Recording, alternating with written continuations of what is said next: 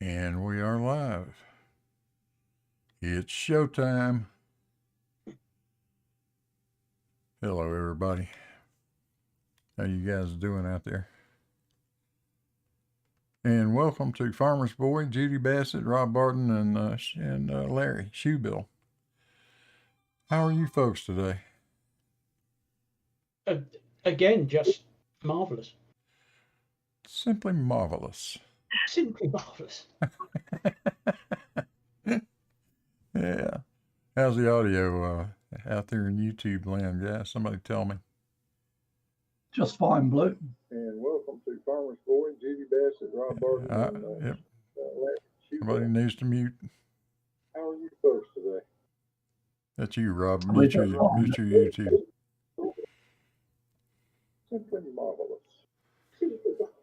Rob, you got to mute your YouTube. How's the audio out there in YouTube land? Yeah, somebody tell me. Yeah, just fine, Blue. Just fine, Blue. Rob, you gotta mute your YouTube channel. Okay. Yeah, you can't listen to the YouTube channel because all we'll get is a bunch of feedback. Okay. So,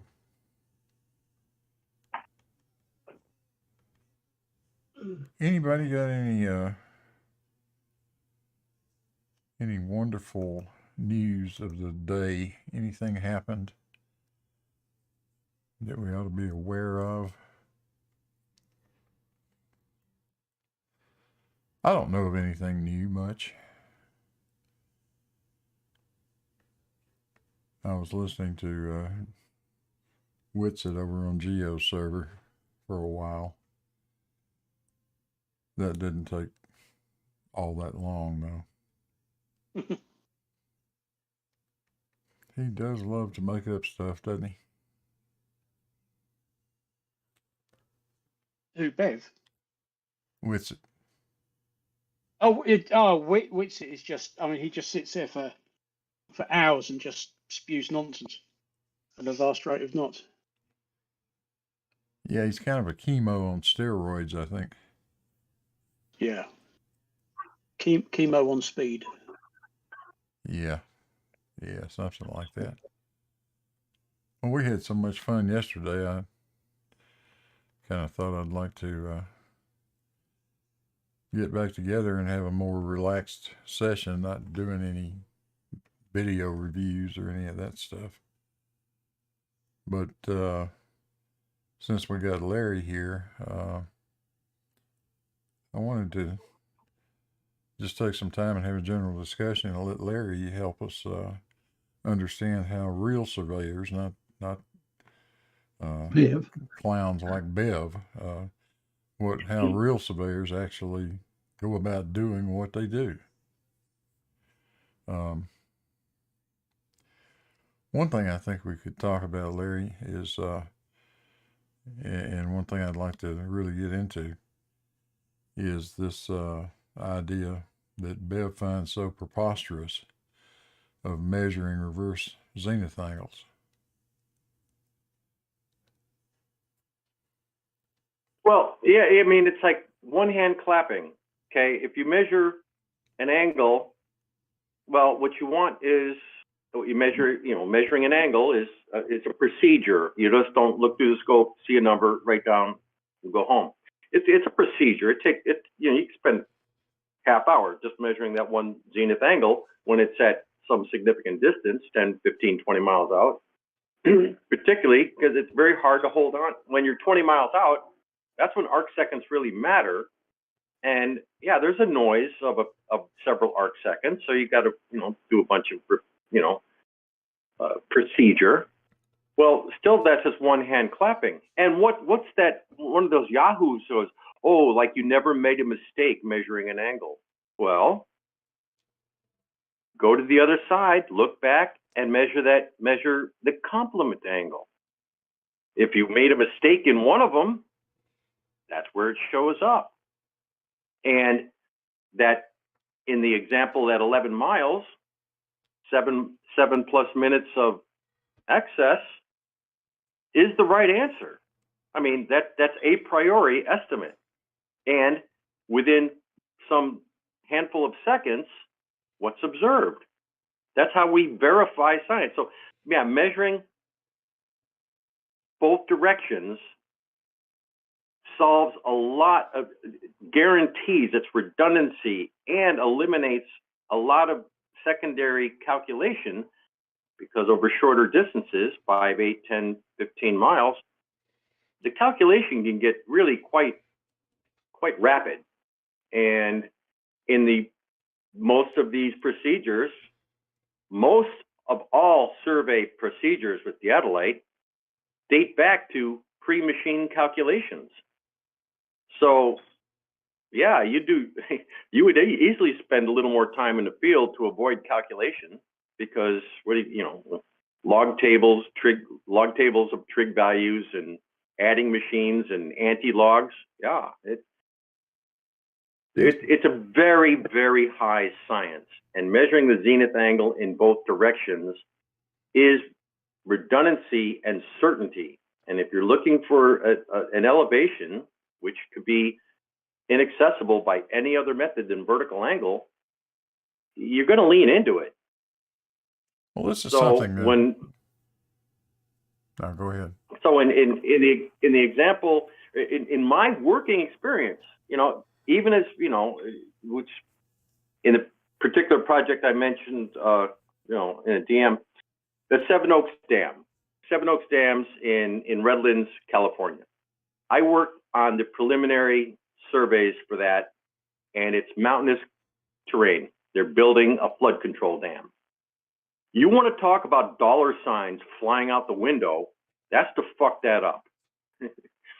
So we did, as our mandated procedure, and that's a self-imposed mandate, because the client said, you publish the numbers, and then we'll check those numbers. And if you're wrong, you don't get paid. So our procedures were in fact, if you cannot see scope to scope in zenith angle, reciprocal zeniths, then it's not, then we're going to do something else. You absolutely have to do that. And to that end, this is mountainous terrain. We got personnel, we got, union crews. We hired a helicopter to move people around so that we could in fact see simultaneously scope to scope for zenith angle, for elevation determination, and laser rangers, because GPS didn't exist at that time. So when one of those yahoos on the panel in that video that I don't know if that video was a rerun or some earlier stream, but he was saying, oh, let's talk about what real surveyors do. I go, good God. Why don't you talk to a real surveyor? Instead, you're talking to someone who lays out. Instead, you're talking to somebody who lays out concrete forms.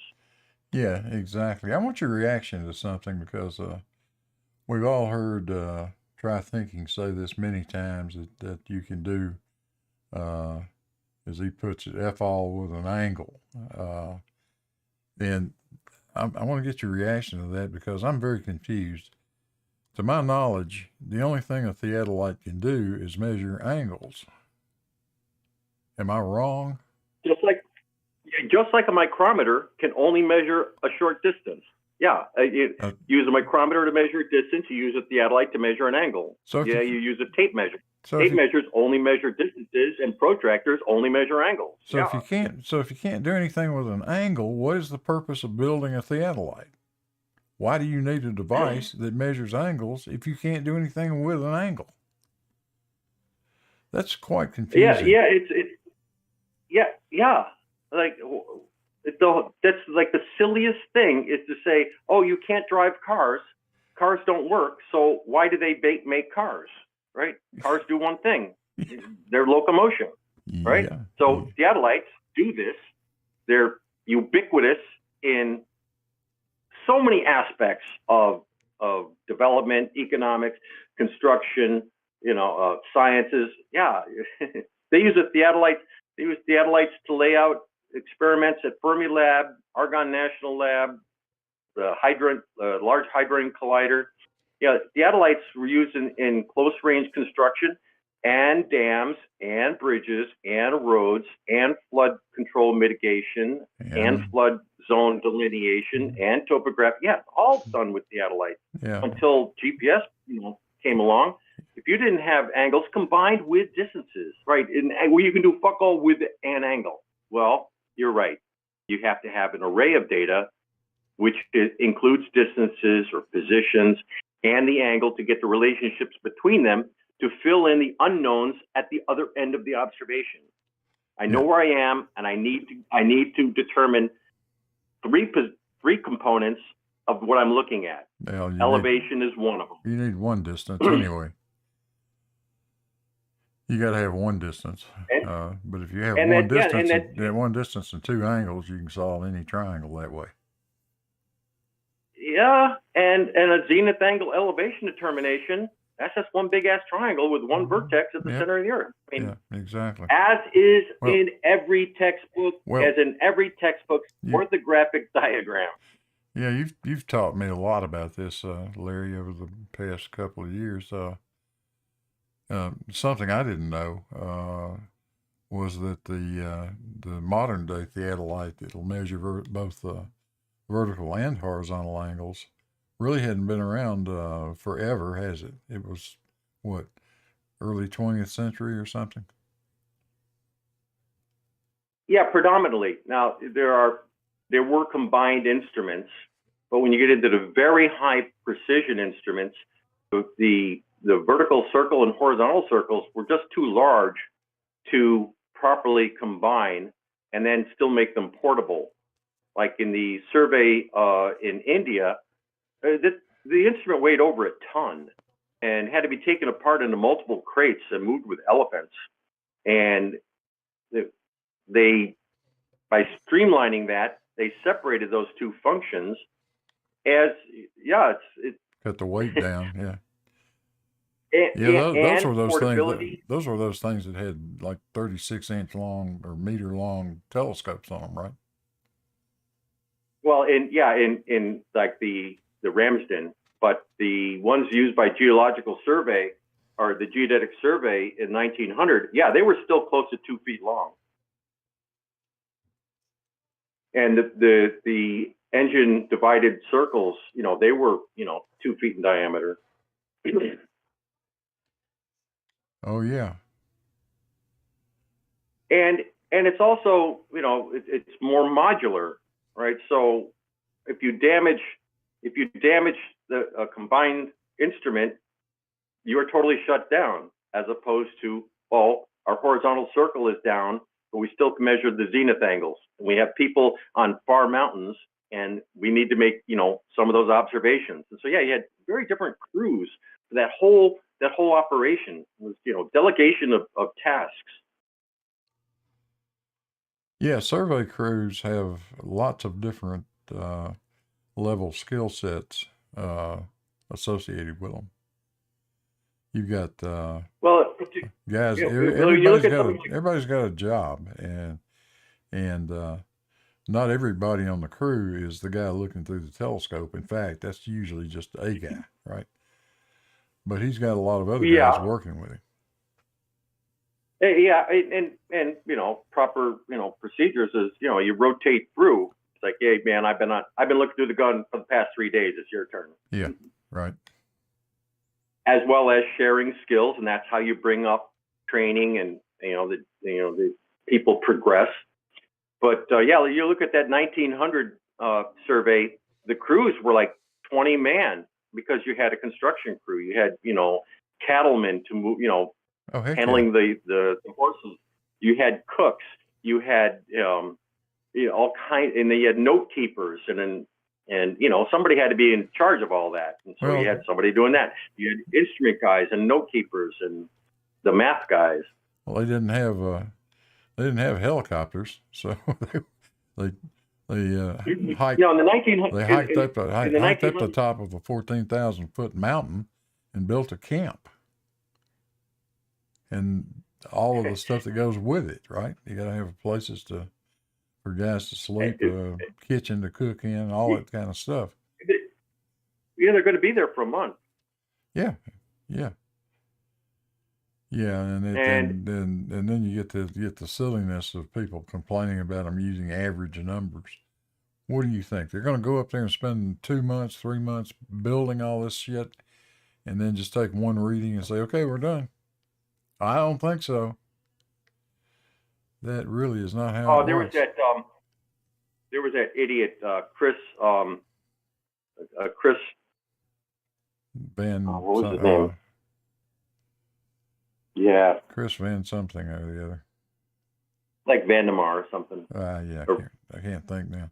Yeah, he was saying measuring an angle just once is better because it's when you do repeat angles, that's when the error shows up.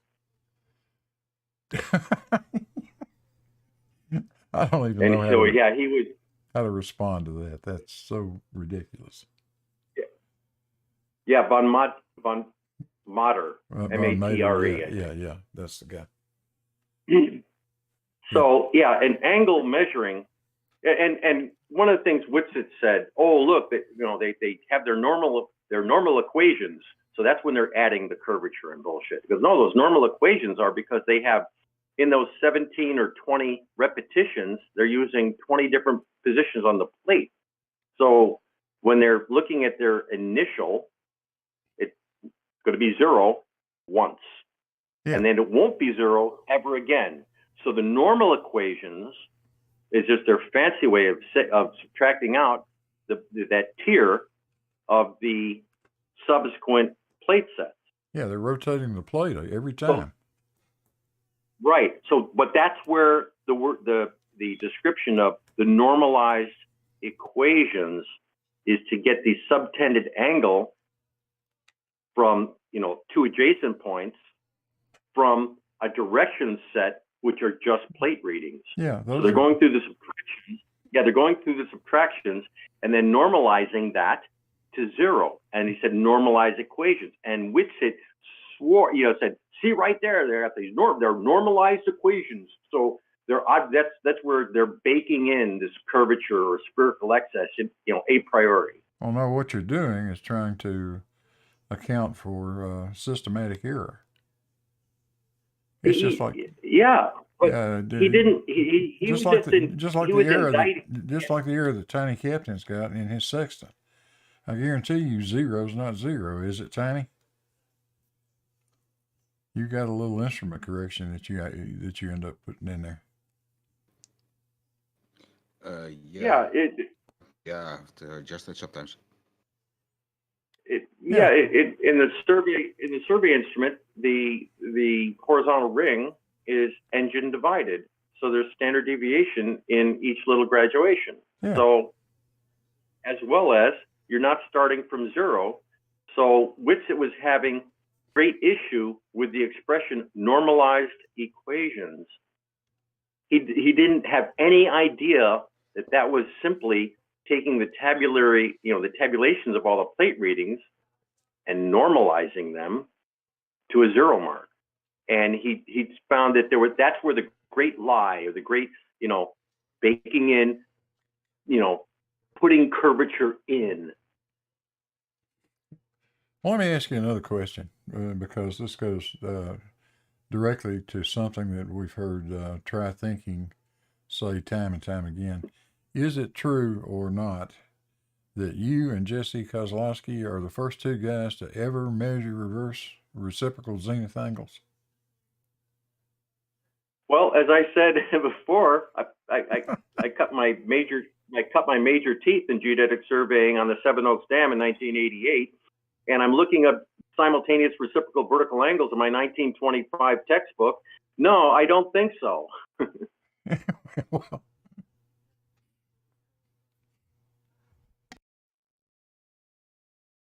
for him to say something like that is in such, that's when he's just clowning.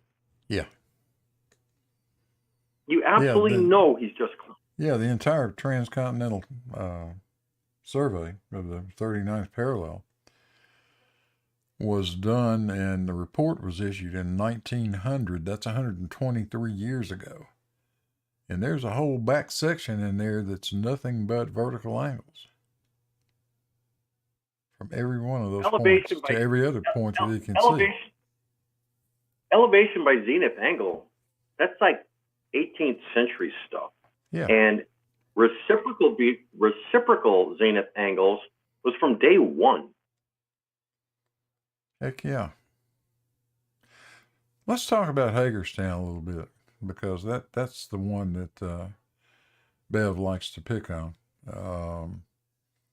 The work you and Jesse did to measure reciprocal zeniths at between High Rock Lookout and the Hagerstown Airport, distance of about 11 miles, as I remember. Why don't you talk about that a little bit? Have you got any pictures or anything you can show us? I'm sure you do. Yeah. I put some in your DM. But let me go up and Jesse is a recovering software junkie, and he too wanted to go back to his roots. So he was admittedly rusty or poor at longhand calculation. So the best way to do that is not to work, isn't just working through textbook examples.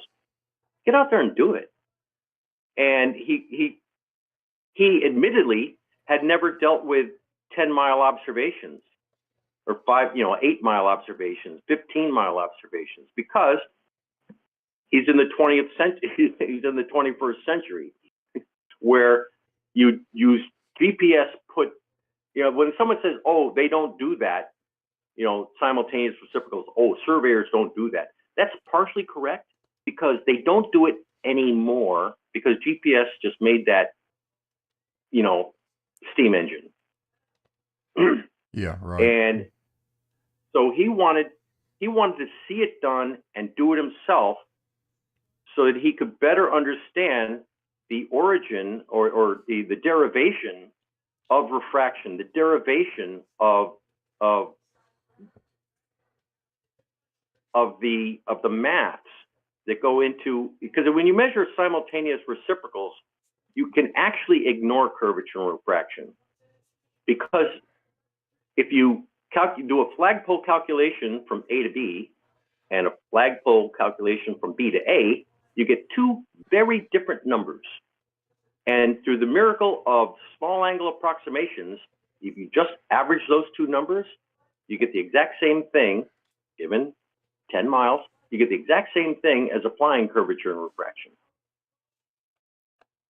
And that is, when you see that, and then you go through, you can actually determine for yourself that you're getting 6 3/4 inches miles squared, which is curvature and refraction. And Jesse and I and the guy in Maine, we measured the radius of the Earth. So we own that because we measured it. Yeah. Now we get to subtract 8 inches per mile squared from 6 3/4 inches observed, and that gives us the refracted radius. And when we subtract them, we get just the refraction component, because we confirmed 8 inches and we observed 6 3/4 inches. Guess what? We got 1 1/4 inches of refraction for the times the squares of the mile, as observed empirically, heuristically, the hard way. Yeah. And it's within 1% of what's in the textbooks. Oh yeah, we're going to get to that one too. I took the picture that you gave me of the vertical instrument, and that's what's showing on YouTube right now. And I put it over in level as horizontal if you want to look at that that chat. But that's what a vertical instrument looked like, say 100 years ago, right? Something like that. Yeah. And it was replaced almost categorically by the T3. The T3 just put all of those in the cabinet, and the T3 was freaking expensive. And they were happy to do it because it's lightweight. It only weighs like 20 pounds. I'm going to put some of that in here too. And I think that's the first time they used glass plates instead of engine divided metal plates. I And believe in the T, that's your and in array. the I've got T3, on the screen right now is your array of stuff. There's at least one T3 in there, isn't it? and in the T3, the glass plates are observed by a microscope, and then there's a micrometer to read between the graduations on the glass plates. Now, in the older theodolites, where they had the large metal engine divided rings, they also had little microscopes mounted above them. So they're looking at that with high magnification and a micrometer to drive a crosshair and read the fractions. Yep. There is no end to the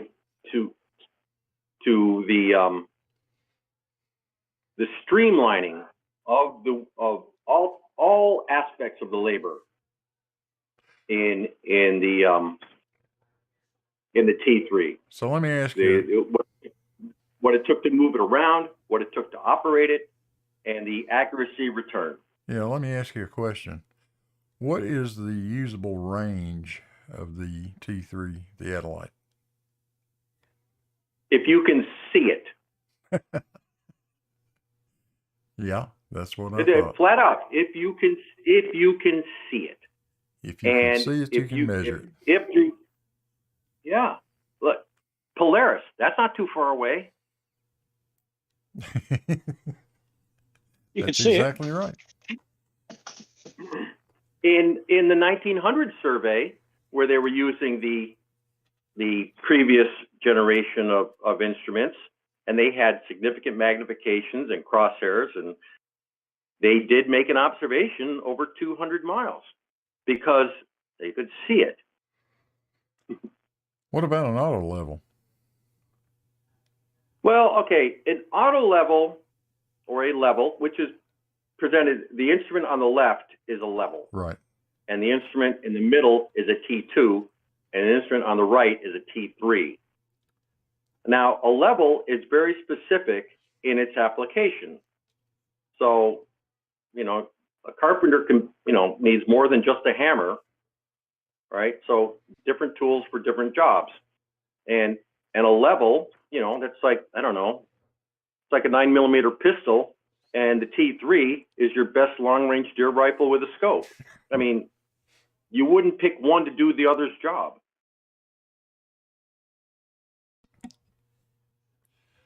In terms of the optics, though, it's the exact same telescope on the T3 and on the T2 and that level. It's the exact same telescope, exact same magnification, exact same crosshairs, exact same lens array. And these instruments are older, and if you put in more glass, you're getting more light loss, or you get a different So in these instruments, they do not have a lens in there for it to invert the image. So when I look through those telescopes, the radio tower is upside down, because to make it upside right, you'd have to put in more glass. And they said, why? Yeah, that's just gonna that'll just restrict the range to a degree. Well, it's light loss mostly. Yeah. They do not have an erector piece of glass in there. So, but it's the exact same telescope on the T2 and that level, which is an N2, and the T3 just has a much longer focal length and significantly higher magnification. So let me ask you this question: how do you state the accuracy of that level in terms of what arc seconds or some such as that? When I look at the specs on these auto levels, they'll say something like 1/16 of an inch at 100 yards or whatever whatever number. But in terms of angularly, What do you think it is? 3 arc Yeah, seconds? so if you take that 16th of an inch over 400 feet and just do the arctangent, you'll get an angle, and they're typically quoting like 2 to 4 seconds. Okay. And on that manually indexed level, it's quoted as 0.8 arc seconds. And and it's manually indexed. So that your ability to bring the spirit vial into coincidence is sub arc second. And in an auto level, that couple of seconds is repeatability. That's not necessarily accuracy and adjustment. That's repeatability. So if you were to rotate the instrument around, you'll notice the pendulum will swing. It should come back to the same position for about 2 to 4 seconds. And then a secondary adjustment to make sure that resting position is not looking downhill, not looking uphill, hopefully, but we all know they do. So that's another reason by procedure with an auto level, you kind of limit yourself to a few hundred feet if you're looking for that 16th of an inch. So Yeah. you have the repeatability. In other words, it's precision to repeat. That's in the couple of arc seconds. And then you have the accuracy of adjustment, and that's second. So you can adjust it to be level, and that has a standard deviation repeatability of a few arc seconds. And in that manually indexed level, same things apply, except to get it into coincidence, you're actually turning knobs and looking through optics, and there's an alcohol vial, and they use a separate, an elaborate mirror system, so you're looking at each end of the vial. So when the instrument heats up and the bubble shrinks, it's without effect. And that instrument also has a trick where you can flip the thing over and use that alcohol vial upside down and upside right, in which by its adjustment, you'll be looking a teeny bit uphill. You flip it over, looking a teeny bit downhill. You could average that out. But the repeatability is in the sub arc second on that instrument. With auto levels, you can't do that. So you're shooting blind every single day. With this instrument, you can check the instrument every single reading. You never get tricked. Yeah. All these instruments are self-checking. Yeah, with a theodolite, you never just take a single reading, do you? You always take a left Absolutely face, not. right face. Absolutely. Right. And you will always get some little variation due to trunnion the leveling of the trunnion axis, the leveling of the standing axis, and theoretically, by flipping it around, you really eliminate all of those systematic errors, and you're just left with standard deviations. That's why on a theodolite, on these analog theodolites, there's no calibration sticker. There may be an inspection tag, but there's no calibration, because by the very nature of operation, you're essentially going through you never need a calibration, because you're always making an array of readings from the instrument itself, which expose anything. Every pair of readings averaged wipes out any error that's in it, regardless of what that error is. Yeah, by procedure, right? And if you flip the gun around, and even if you had some gross misalignment and it was like 5 arc seconds, now that'd be grotesque. Let's explain it. By averaging that out, if you were to go and then try to adjust out those 5 arc seconds, you're going to adjust it out to what the average you first read. Yeah, that's all that'll happen. You just take half the deviation there. And then you adjust to that. Yeah. So that when you flip it around, you're getting, an appreciably smaller difference, but you're still aiming for that first one where the disparity was large, but the answer is right. And when you adjust it, you're trying to get the disparity small and the same answer. Just so everybody understands what we're talking about, some people might not get it. Look, this instrument over here on the far right on the screen that we're looking at right now, that's the T3. And what we're talking about is if it's set up the way it is right now, and you take a reading that direction, that's one face, right, of the theodolite, both horizontal and vertical, really. What you do is take those readings, and then you rotate that entire assembly 180 degrees so that now the telescope, instead of facing to the right, is facing to the left. But the cool thing is that telescope will flip over. So you flip it over 180 degrees, and now it looks just like it does again in this picture. But you've moved the entire assembly around 180 degrees. So whatever error is going to show up in a difference between the two sets of readings. Maybe I didn't do a good job of explaining it. Probably made it worse. Go ahead and fix that for me, Larry. Well, yeah, it's you're splitting a difference. That's not really error. So the zero index, like on a vertical circle, the zero index should be, zenith, but it's not. It's going to be a little forward or a little aft. So it's going to be because it's an instrument made, and they have characteristics. So if you're looking at what we call face one, as the instruments there are currently positioned, the zenith index is going to be maybe 2 seconds aft. So if you just read the angle and trust it, you're going to have some inherent background offset. And it's an offset. It's not an error. It's an offset. So you rotate it around. That same zero index is now 2 seconds forward. So when you subtract those, when you look at the two angles, one measured face right and one read in face left, you'll end up with 4 seconds difference. And the split of that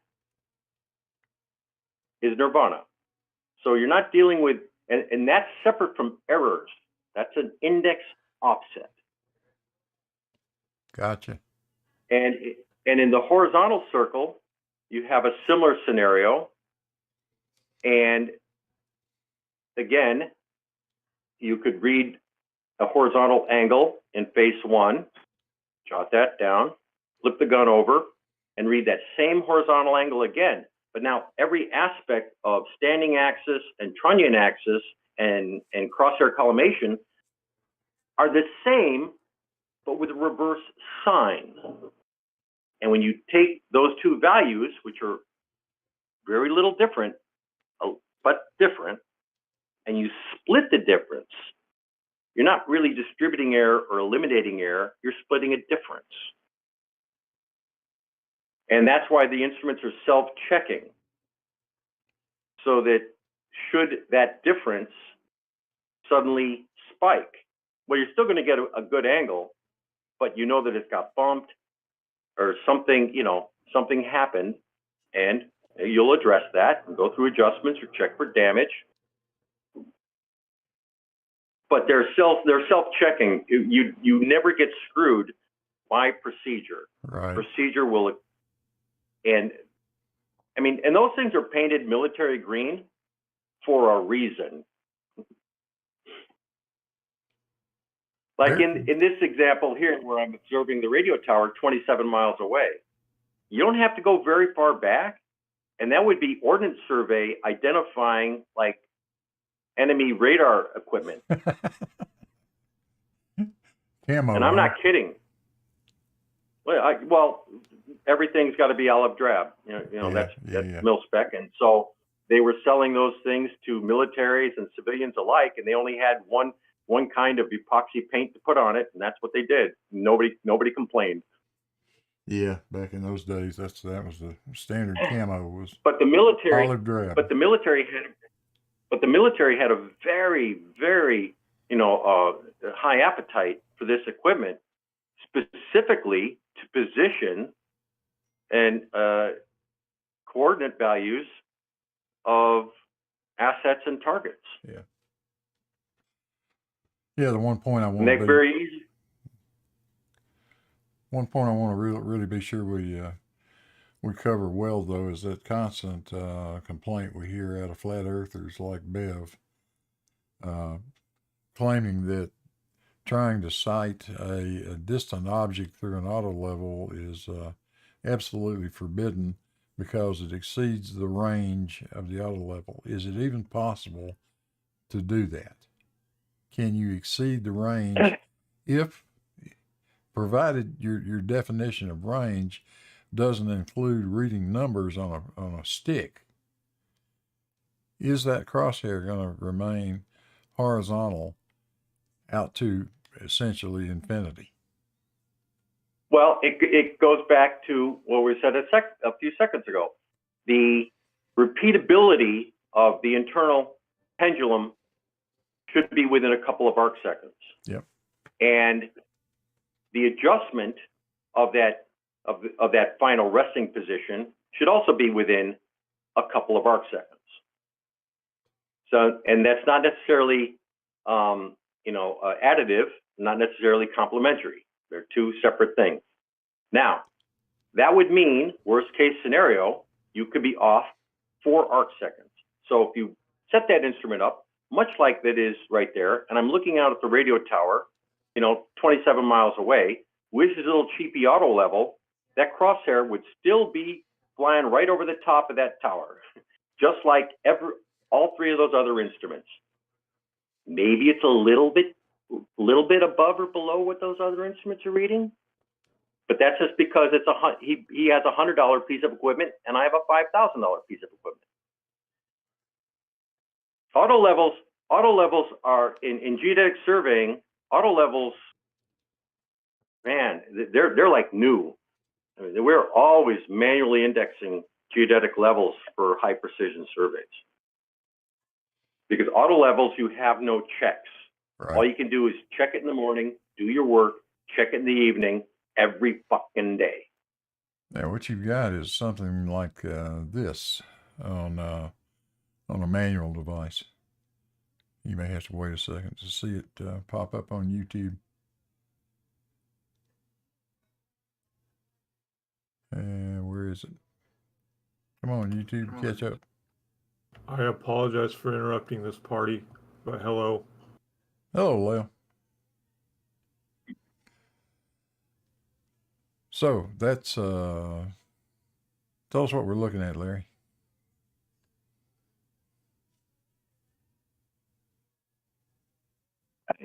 That is an example of how the vertical index of the T2 is aligned. So in quite often you'll see on a leveling vial, it's a long bubble and it has hash marks. And your job is to center the bubble. Those hash marks could easily be 10 seconds per mark or something. In this case, the bubble has a mirror on the far end of the bubble and the near end of the bubble, and you're looking through it through a small prism. And there's a separate knob where you manually index that. When on the left, where you can see both halves of the bubble are coincident, that's when, that's like perfection. Now, you reverse it 180 degrees, and you have to bring that bubble back into coincidence, and then you make your 2 readings, and you should be in very much the same orientation. Be it 4 seconds aft and 4 seconds forward, that's fine, but the repeatability. So as I said in the auto level, it should repeat for a couple of seconds. In the manually indexed, using that bubble, you can repeat for 1 second. And if you look on the right, you'll see the magnitude of misalignment, because the one on the right looks grossly misaligned. That's only 3 arc seconds. So that is an easy visual to reduce by a factor of 10. Yeah, that is the so-called coincidence bubble level. Right, and if you look, as was described in the LIGO survey docs, they talked about elevation determination using split vial levels, Yeah. and that's the same optical method of bringing the alcohol vial, the bubble in the alcohol vial, into a uniform, repeatable position, which should be, as you can see here, you could how far 3 seconds is, and 3 seconds is minuscule. I mean, Bev was making a joke about, that's 2 arc seconds. Ooh, it's like you can see it. You can see 2 arc seconds in your alignment of the zero index of the vertical circle, so you can make it repeatable easily to the second. Now you have other issues in reading, the glass circles, laying the crosshair on your target when the target's 15 miles away. Yeah, you got scintillation and haze. And by the way, the crosshair is 4 arc seconds wide. Yeah. It's amazingly accurate stuff. And to the comments you made about LIGO and the coincidence bubble level. Yeah, I want to point out too that was not used in leveling the, not used to level the LIGO tube itself. The coincidence bubble level was used to level and plumb the GPS antenna. That's well, what it that was thing the doing. LIGO survey spanned several years, and so they laid out their elevation control for the construction with precision elevations. And in the earlier surveys, they were using classic first order geodetic methods with classic first order geodetic instruments. And then the amount of time it took for the LIGO construction to actually, flesh out, that's when GPS equipment started to have sufficient procedures to satisfy the leveling requirements. And they were used in concert because they don't return different values. They're just different methods. Yeah, the point I was trying to make though is that I've had more than one of the flat earthers try to claim that LIGO is the tubes have to be level because they were using a coincidence bubble level on them. No, that's not what they were doing. That coincidence bubble level was used to plumb up the GPS antenna. And someone asked me, if I were to build this quote straight tube, what would I do? Well, I would use classic leveling methods with a split vial instrument, which I own, and I would have particularly high quality rods, and I would determine the construction control in elevation. Then I would calculate how far up to jack that far end of the tube. So that far end of the tube has to come up 4 feet. I would calculate that and put the tube there. I would calculate it from elevation and the tangent to the earth. Sure, that's what they had to do. Right. So whether they use GPS or the spirit level, they return the exact same thing, just different methods.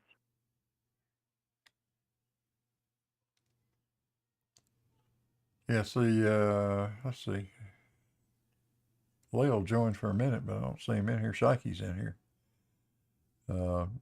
You guys don't be bashful if you want to jump in. Anybody got any questions or want Larry to answer anything? What I know about surveying can be written on the back of a stamp. I leave that to surveyors. It's like electrics. I leave to electricians. But you're learning, huh? Oh, some of it, yeah. When I'm paying attention. Yeah, sure. Okay, from what you know about surveying, do you think an equipotential angle of adjustment is a Witsit gibberish, or is that actual some sort of metrology? One of the stupidest thing I ever heard. What potential? I always ask. What potential of what? I don't think Bev knows the meaning of the word potential.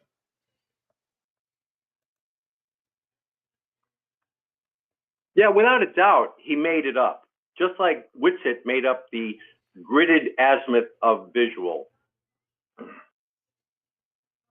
That's new. I never heard it. That's Whitsitt's latest catchphrase, the gridded azimuth of vision. Well, Whitsitt not knowing Because that something goes, has never stopped him from that- commenting on it. No, oh, I know, because that goes with his personal dome.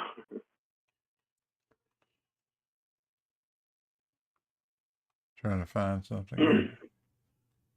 And for instance, the Hagerstown survey with Jess, where we made the reciprocal vertical angles and we calculated the elevation difference by purely analog gravity-oriented instruments and the distance, not just an angle, but we had the distance, and we calculated the elevation difference. Okay. We also put up GPS kit and got the elevation difference returned by GPS. Now, that's completely electronic software driven, and it gave an elevation difference. The theodolites are completely analog gravity driven. We got the same answer both times. So one checks the other.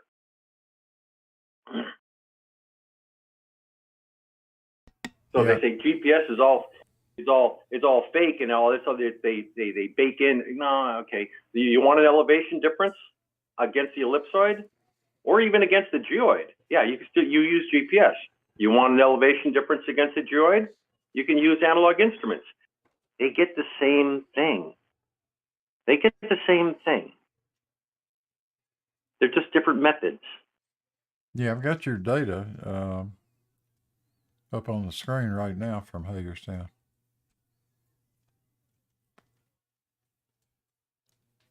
Walk us Yeah, through again, that. there again, that's an orthographic diagram, which they seem to have it's just a sketch, it's just a drawing, no perspective.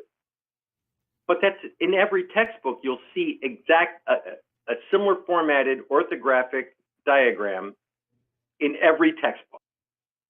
So it's not just me, and he seemed, and Bev seemed to take great pride in saying, oh, this is according to Blue. This is Blue's geodesy. This is Blue's survey crew. I say, no. You could show that to any surveyor or any academic anywhere, and they digest that whole cloth, bing, bang, boom, because a picture's worth 1,000 words. Yeah, it's clear to me. The geometric principle involved is quite sound. And I go through a lot of redundant maths in there, you know, they're showing the difference by GPS versus the difference by analog. You know, it's like they're the same things, and Yeah. the different ways of calculating refraction, the different ways to determine refraction, the coefficient of refraction. This is very verbose, so you could stab at it 100 ways, and I guess they say this is all made up. Well, I guess Ordnance Survey UK is all fake. I guess the National Genetic Survey is all fake. The University of Bern, Switzerland, fake. University of New Brunswick, fake. Somehow The Defense Mapping Agency, fake. Yeah, I somehow reject that.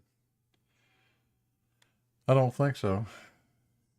But you two guys over 11 miles, if you don't correct for refraction, measured an angular excess by adding those two angles together, you get 180 degrees, 7 minutes, 53.2 seconds.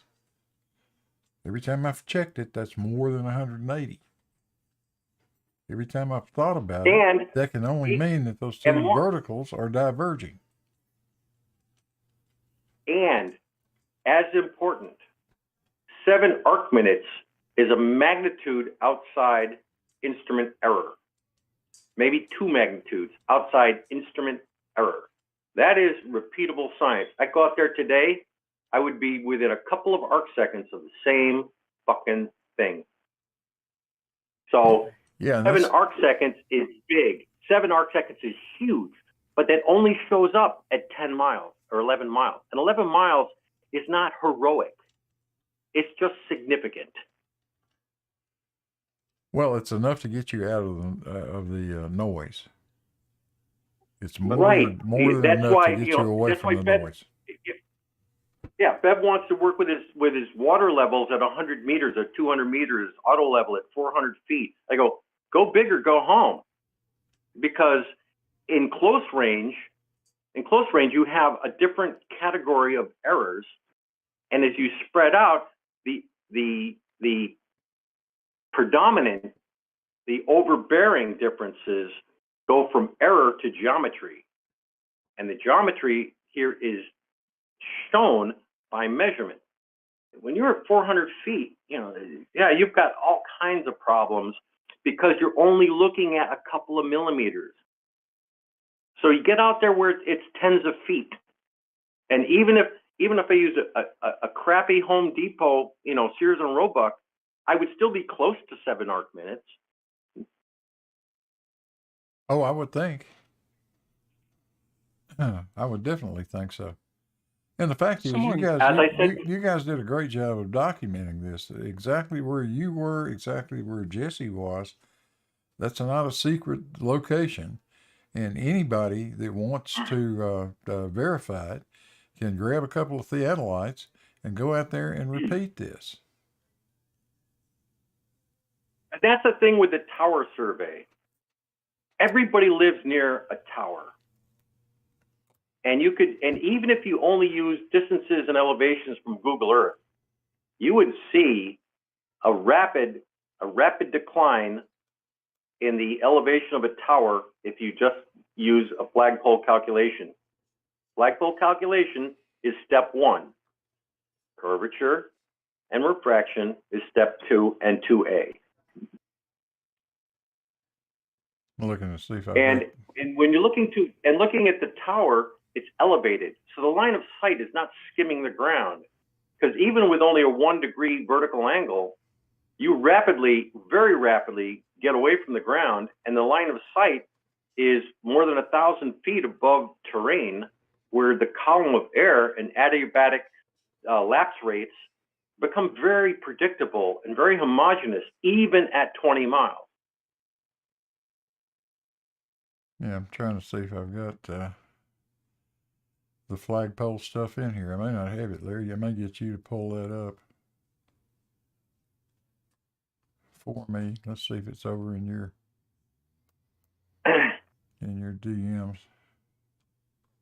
And I was trying to describe to someone, you know, it's like, well, what does the calculation look like? It's, well, yeah, just like when you did, you know, in high school, many of us, not all of us, many of us did something like that in trig class. You did some practical demonstration where you measured something that had some scale to it, bigger than a chalkboard. And you had real distances with even a fiberglass tape, or maybe they went out to the on the football field where they had the yardage, so they could move the instrument and measure the height of the uprights.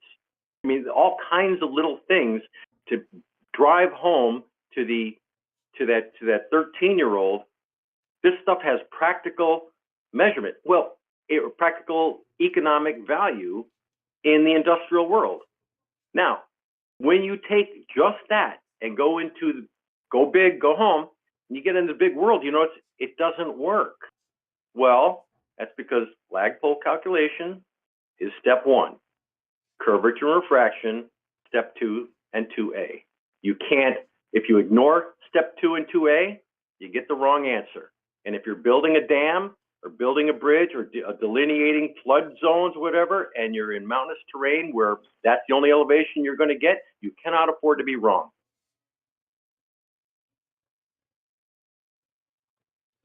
Yeah, I keep looking out. I don't see the flagpole stuff in the DMs here. Are the first on again about flat versus? I know that Bev is big on flat versus curved versus level. Are they on again about that you can't build these things because you just can't measure it, or what? Did you see the video that he was streaming yesterday? Any part of it? Yeah, I saw most of it. I mean, that last hour was just bizarro land. It was just bizarro land. Oh, it's just an angle. He measured one angle. Ooh, no, I didn't just measure one angle. I measured to that radio tower. I measured over 20 something. And oh, you got to have variables in science. Okay, I varied the distance. I varied the azimuth. I varied the elevation. I varied the date. I varied across months, and I get a very homogeneous, very consistent return, which shows multiple things. A, instruments really do work at 20 some miles, because if you look at those graphs, you don't see an increased error at increased distance, not appreciably. The curvature is so smooth, and it's 6 3/4 inches, miles squared. And you know what that works out to be? 7.09 over 6R. Not 7, 7.09 over 6R. Coincidence? I think not. Repeatable science? I think so. And if I restricted myself to only 4 or 5 miles away, I wouldn't be able to tell the difference between 7 over 6 and 7.09 over 6. And if you only do, 2 or 3 measurements, that's still like one hand clapping. So I had 23. And he says, oh, he measured angle. Oh, God. Well, here's another one that you were involved with, Larry. I think it's up on YouTube right now. Remember this one? Yep. That crazy ass name in New York, Tanganic. Yeah, there again, curvature cannot be avoided, and the only way to see curvature, the shape of the Earth, got to go big. So in this example here, the plan view was the guy up in Maine, Jesse at Tanganic, and I'm here in Hagerstown, and we put up our GPS equipment, and GPS, they can say whatever they want about it, but it's ubiquitous in construction and survey and all things science, GPS. So at least it works. They can't walk away from that. And in the GPS solution, you can pick out different elements, whatever you need, and I just selected just pure distance, just the distance between antennae. And I got 3 distances. Earth flat, the 2 short distances add up to the long distance. Earth curved, the two shorter chords add up longer than the major chord. And if you look at that, you'll find pretty damn similar to 8 inches miles squared for the Sagita. Real similar. Or Sagitta. Yeah, so, and again, what he was saying, what that one Nimrod was saying, oh, let's talk about real things that real surveyors do. Well, there's a real thing. There's what a real surveyor did. Did it have a client? No.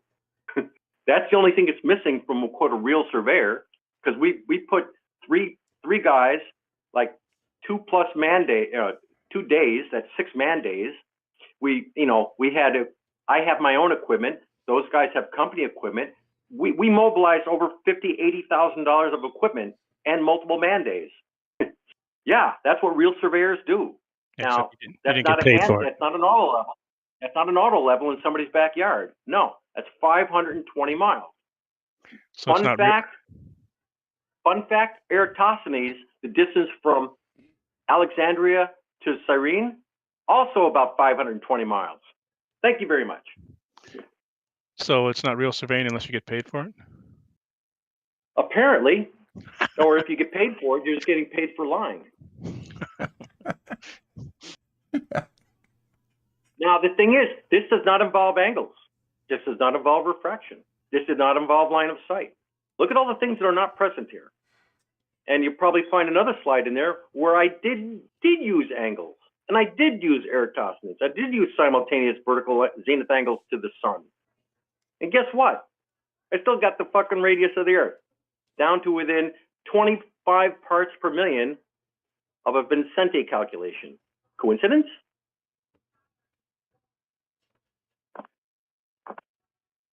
Makes you wonder, doesn't it? At those distances, with that those distances and that instrumentation, Hagerstown ain't good enough. How to use Vincente. And if you look at the zenith angles, I get two different radii. The southern half and the northern half are distinctly different in radius by almost 2 miles. Oh, ellipsoid. How about that? Also evident because we are not looking on we're not looking on a meridian. This is oblique. This is an azimuth of, like, I don't know, can't remember, 220 something. So we're 40 degrees off a meridian. So we had to use a simultaneous observation.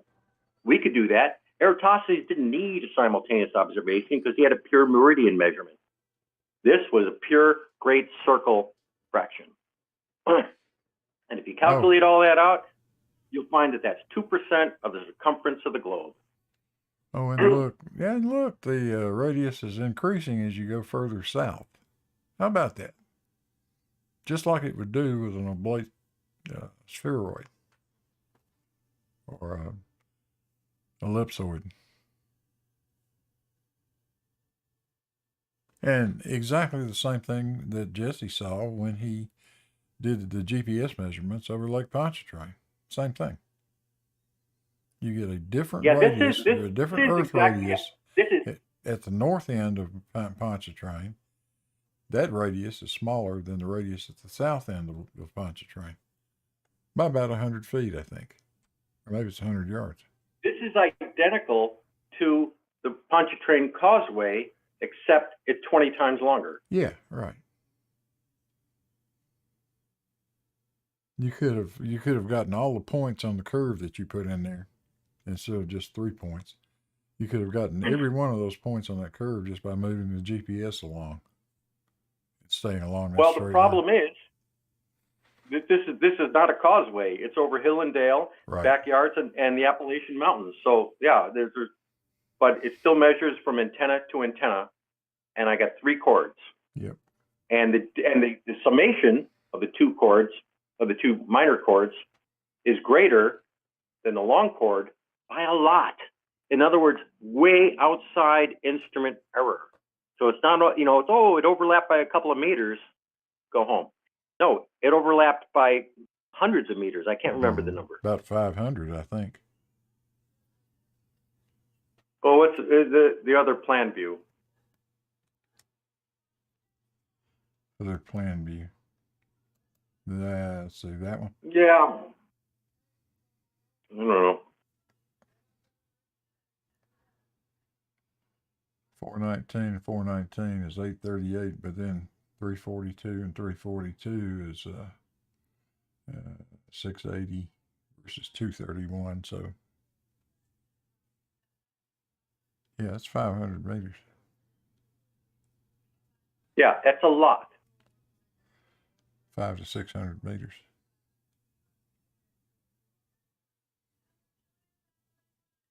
Then I can hear them now. Oh, it's only 500 meters. Now, if you look at the that's because the Earth is big. And if you look at the 2 minor chords, you see the 319, 342.39. Yeah. And the other one is 0.03. Well, that looks like it's a foot different. However, he went to the middle. He went to the middle based on latitude and longitude. So that is exactly in the middle on Earth, on the ellipsoid. And that's why you get the chord are slightly different.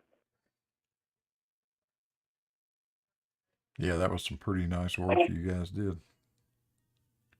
And again, this was not a flat earth debunk. We didn't go out to like, you know, to, oh, we'll put this in Bev space, or like, well, Jaron will have to suck this up. No, we did this because the guy in Maine, he's young, relatively inexperienced. Jesse has been dealing with urban surveys and a software junkie, and they would, you know, the same levels of fascinations of oh no, I worked in big distances, and they go, well, let's go measure some big shit, and then we'll go through the longhand calcs. You know, there's no geodetic software producing this.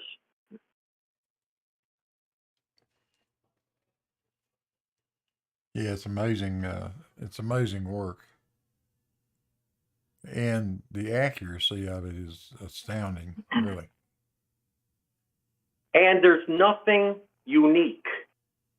This is not a first. This is not discovery. Anybody can do this anywhere, anytime. Well, yeah, Particularly, like I said, the radio tower survey. Everybody lives near a radio tower, and at an elevated point gives you the advantage of being able to move around and maintaining a line of sight, something that's 1,000 feet higher than you, and you can get 4 or 5 miles and 10 miles and go in different directions and put it all together and make a cluster of data. Yeah, these chord distances by GPS these days, child's play, because technology has caught up. If you try to do that in 1950, that would have been 10 guys' entire career.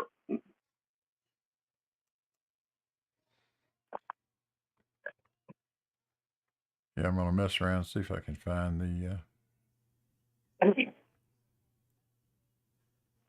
And we coupled that with zenith angles, highly optical, highly analog, to the sun. And we didn't even and for the precisions we're dealing with, we did not use the center of the sun.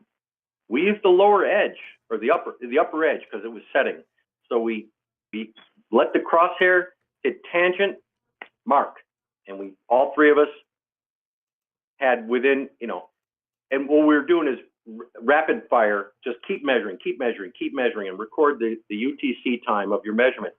And the fastest we could repeat any two successive measurements was about 20, 25 seconds. So I did have to make a straight line interpolation across those 20 seconds to get a uniform time for a simultaneous observation. And again, got the same answer. So refraction, because it was, you know, 40, 50 degrees in the air, refraction was next to nothing. Next to nothing. The difference in refraction from Maine to Hagerstown was like 9 arc seconds. That's a square root of fuck all, as you know.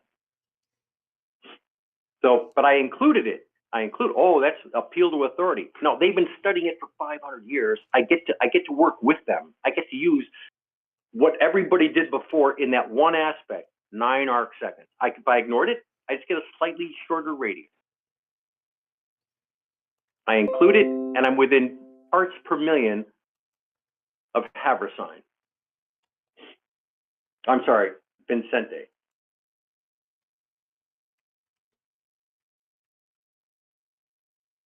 Yeah, I'm pulling up some of these the flagpole stuff we were talking about. Yeah, like there with the tower and the FCC license doc sitting next to it. Yes, it has an elevation on there. Yes, that's the official elevation. He seemed to think, oh, it already has an elevation, so why am I doing this? Well, that was not, because I was writing software, and in the whole survey of those 20-some points, which is actually more like 100, but 20 of them are to that tower, because there's 4 other towers I did this to as well. And a lot of other measurements, because in that spreadsheet, I just quit adding data. I just took the first 20-some I came across. But he said, oh, they already know the elevation, so why do the survey? Well, the survey was because I needed a test field with longhand calculation, because I was writing software. Because you got to do it, you got to prove it to yourself. And on there, the elevation is to the top of the highest anodes, not necessarily the strobe light. Right. And I did not use that elevation. I didn't, you know, it was funny. Somebody, Lou, was asking me, where did I get the elevation that I was using? I said, I didn't use any elevation. I learned the elevation by the work, and it just happens to be a couple of meters short of that elevation, and that elevation is at the top of the highest anode, not the strobe light. I started with zero. I started with a zero elevation.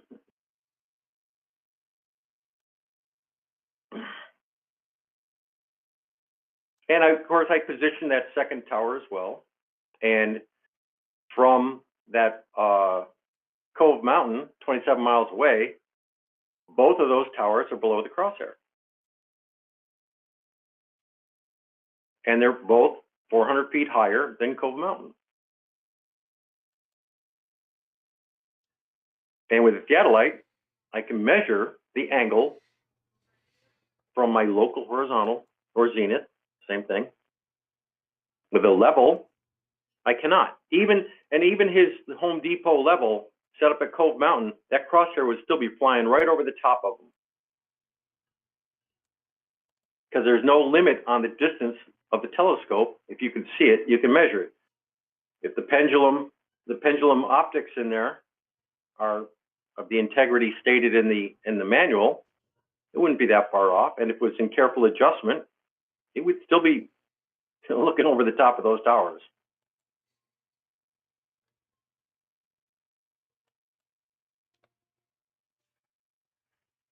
Yeah, so I'm going to swap now and show the plan view of all those measurements you made, Larry.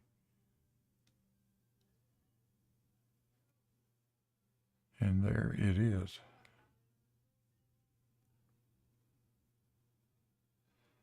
You made a lot of measurements. Oh no, you didn't. That's not 10% of them.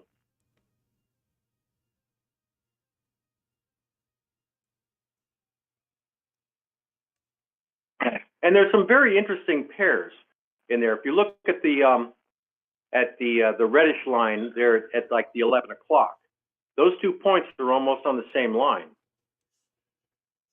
And again, you get this grossly, if you just do the flagpole calculation, step one, from the farther point and the point in the middle, which is almost exactly halfway, you find this gross difference. But we know the elevation of the tower is not changing. And if you include step 2 and 2A, you get the same elevation both times, done on different days with different instrument elevations and different distances. So I let the tangent function take care of perspective.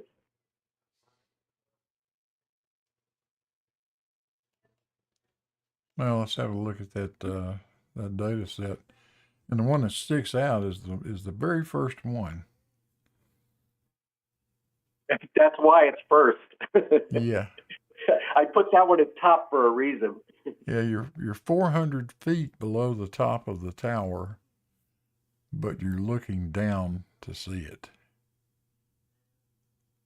Yeah, and with an auto level, you can't measure how much further down. Right. But with the theodolite, you can. Right. And did. You can with an auto level if you put a camera on it. Bev was also like 100 feet below the tower where he shoot above it in the famous Thanks Bev picture. Yeah, in Blackpool, his crosshair was right over the top of Blackpool Tower. He totally ignored that.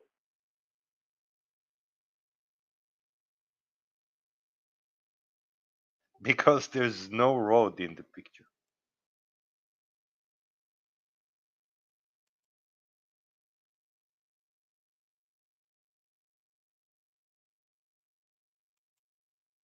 Do you have Blue? Can you find that one photo I put up there in DM of the night shot?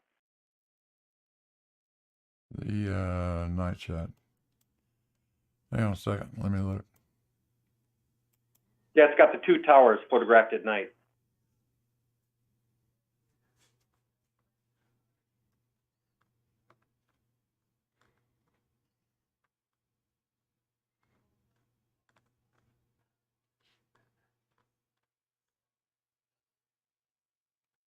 I'm looking.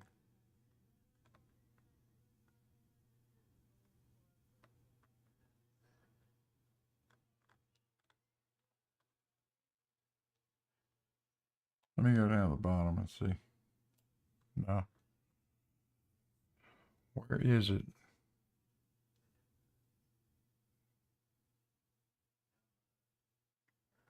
Oh, I thought it was there. Hold on.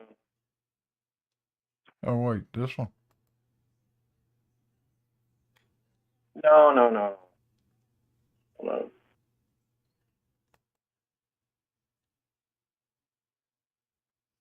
I thought sure I put them up there.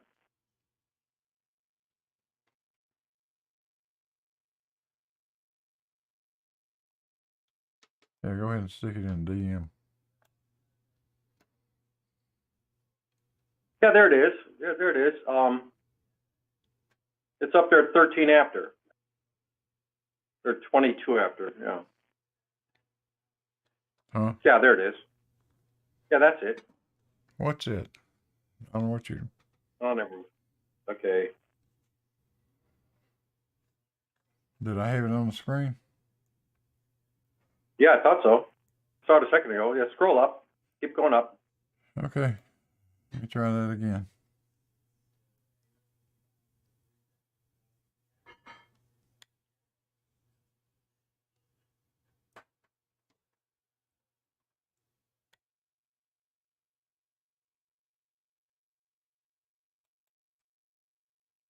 It's the night shot next to the picture of the theodolite. Yeah.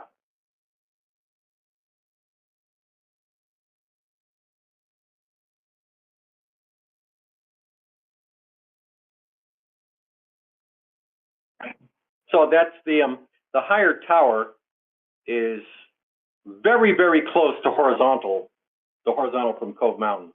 Only 15 arc seconds below.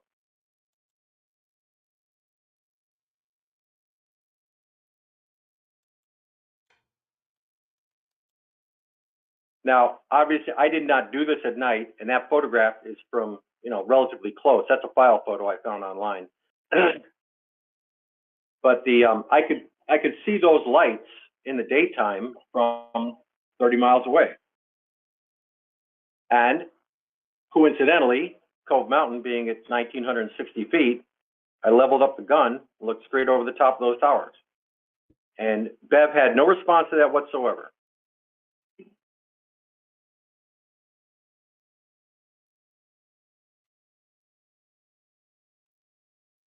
Well, that doesn't come as a surprise.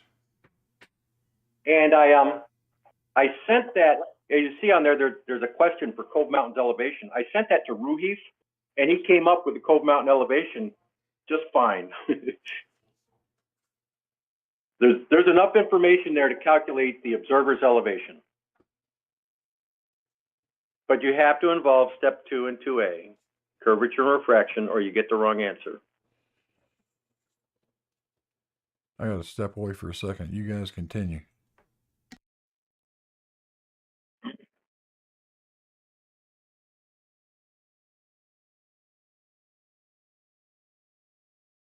I mean, an arc minute is still a big damn angle with a proper instrument. And 15 arc seconds is still a way significant angle. It's way above noise of the instrument. And that's not an easy measure either. I mean, measuring an angle a vertical angle of 15 arc seconds, you spend a half an hour just going through the procedures. And I have those distances at 27.6905. That is significant to sub-meter. I mean, I have those two towers positioned about as high as any agency could ever possibly position.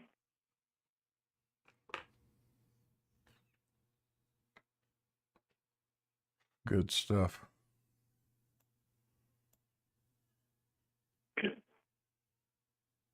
And I have the latitude, longitude of those towers all by astronomic azimuth intersection. So this is, again, this was not written, I did not do the survey as a flat earth thing. I did it because I was setting up a test kit scenario for my own software application that I was writing from scratch.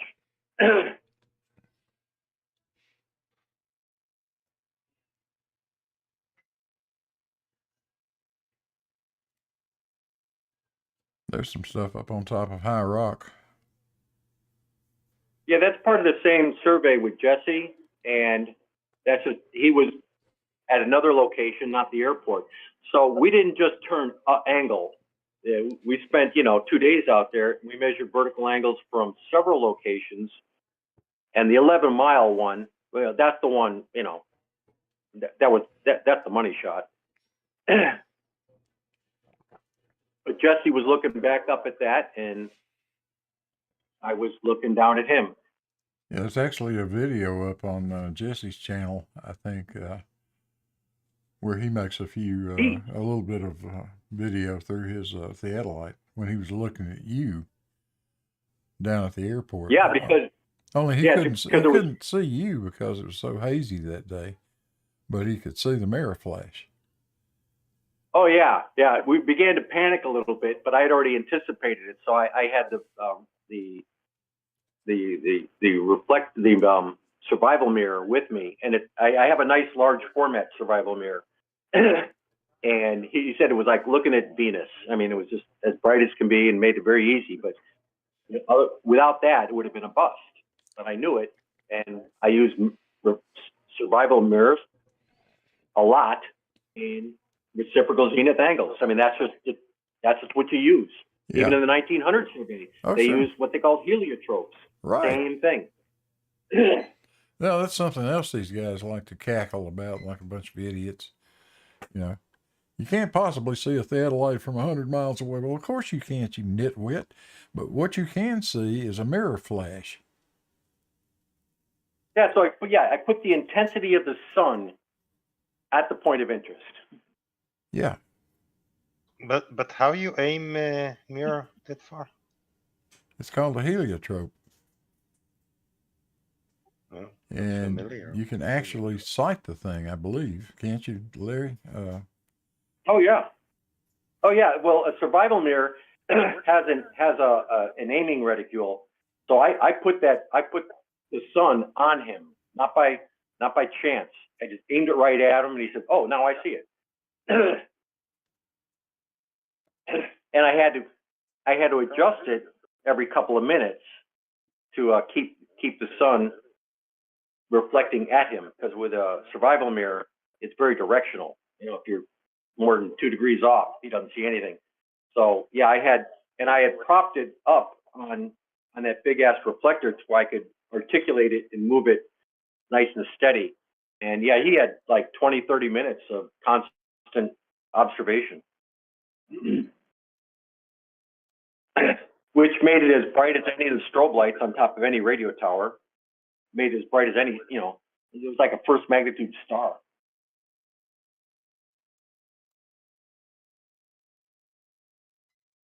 Yeah, I was looking through the transcontinental report, but there's so much of it here, I don't know where to find the pictures. But in there, they've got actual pictures of those heliotropes that they were using out west. And I was really surprised at how small the mirrors were. They were only like 4 inches by 4 inches.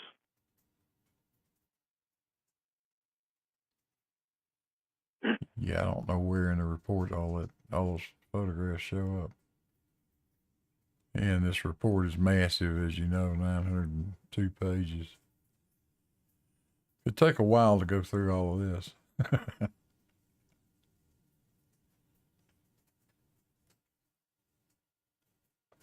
As especially that the because the slide bar turns the pages blank very quickly. Let me just look for a little bit. But yeah, that's what you used, Shaggy.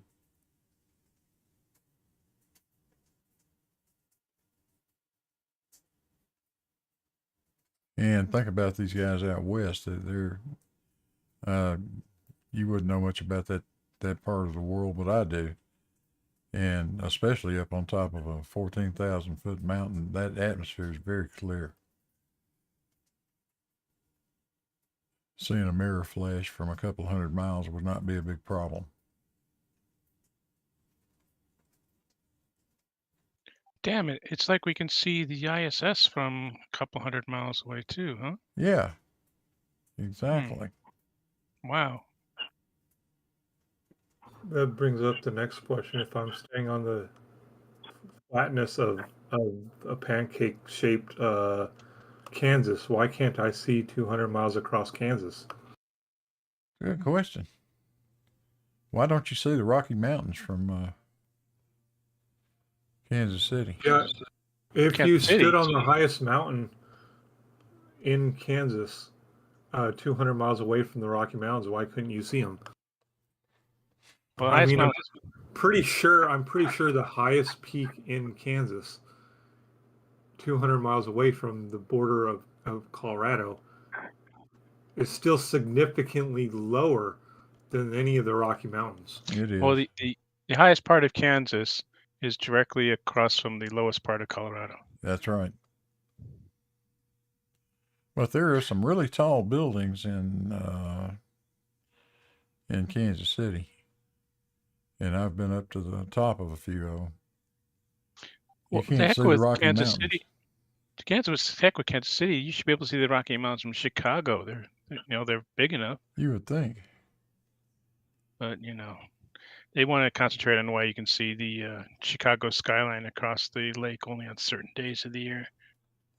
Yeah, and the lake's only what distance? 20 miles, maybe? No, it's more than that. It's like 60, I think. Yeah, Oh. about that. Well, 60 compared to 200 is nothing. Yeah. Well, and it's water and it's air and there's all sorts of refraction going on, and it only happens on certain days. It's water? Oh, yeah. I hate their stupid argument. Why don't they try to cross the highest point in New York City and see if they can see London? Should be able to, right? Because it's across water.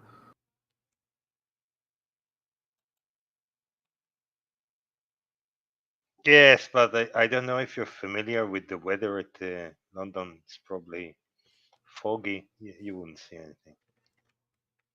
Well, I don't doubt that there's fog. Just because of the way London lies in the state, in the country, you probably wouldn't be able to see London from New York, but you should be able to see like the White Cliffs of Dover or something, perhaps. I mean, that's only like 2,500 miles away, and the sun is how much further away? At least 5,500 miles. You should be able to see Blackpool, I think, from New York. See Blackpool from New York. Yeah, let me look.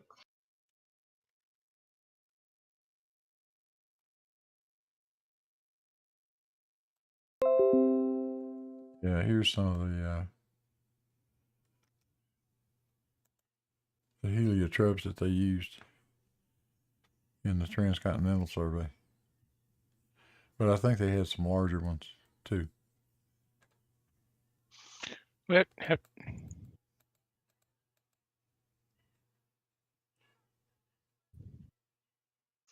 think those things were glass mirrors, weren't they? I mean, they were rather fragile, and they had to take good care of them. They probably had more than one, just in case one broke. But well, all instruments are fragile, to be clear. But this is fairly portable, and I mean, you see glass plate photography that survived the Civil War. I mean, it's not hard to keep things from breaking. Yeah, I don't know. I was thinking they probably didn't haul those glass plates up Pikes Peak or something.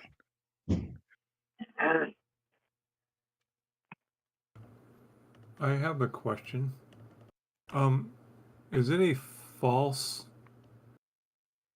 it a malformed question to wonder if the Michelson-Morley experiment would have been accurate and been able to be measured if Michelson years before did not measure the speed of light. Would have that other experiment been effective?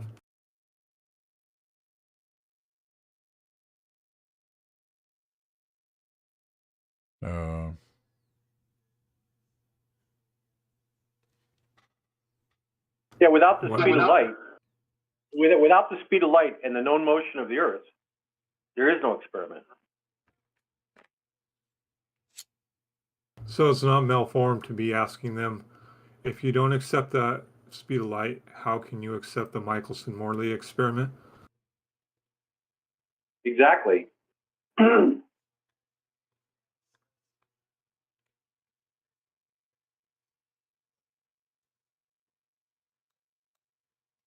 And Michelson-Morley was not trying to measure this, or detect the rotation and orbit of the Earth. That was a component of the experiment, and they could not detect the motion, the known motion of the Earth. So the problem wasn't that there is no motion of the Earth. The problem is they couldn't detect it in the non-existent ether wind. Yep.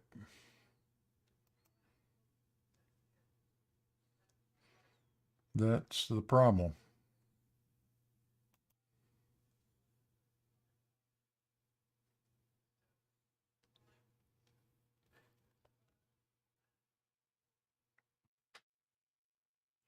It's all right.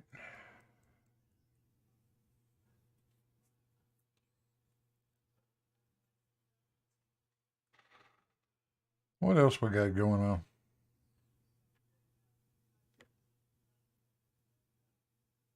Well, there are more time zones in the southern hemisphere than there are in the northern hemisphere. So that proves that there's more area down in the southern hemisphere than the northern hemisphere.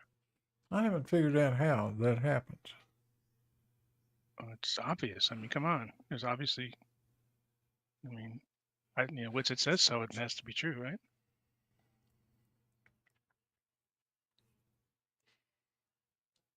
Yeah, Well, I think there's, I don't know why they don't recognize the hazard of saying stupid stuff.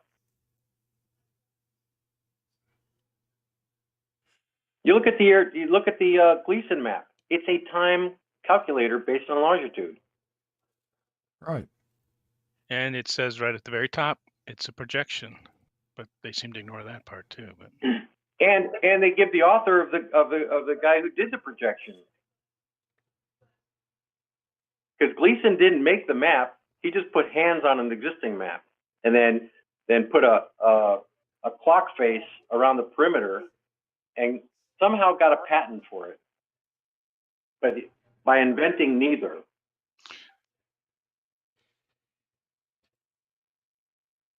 yeah, my guess is he didn't make a ton of money on this patent, but that's okay. No, that notwithstanding, he got a patent, and I was like, what were they thinking? It's like the guy who he got a patent on a pencil, and another guy got a patent on an eraser, and the third guy got a patent for a pencil with an eraser. I mean,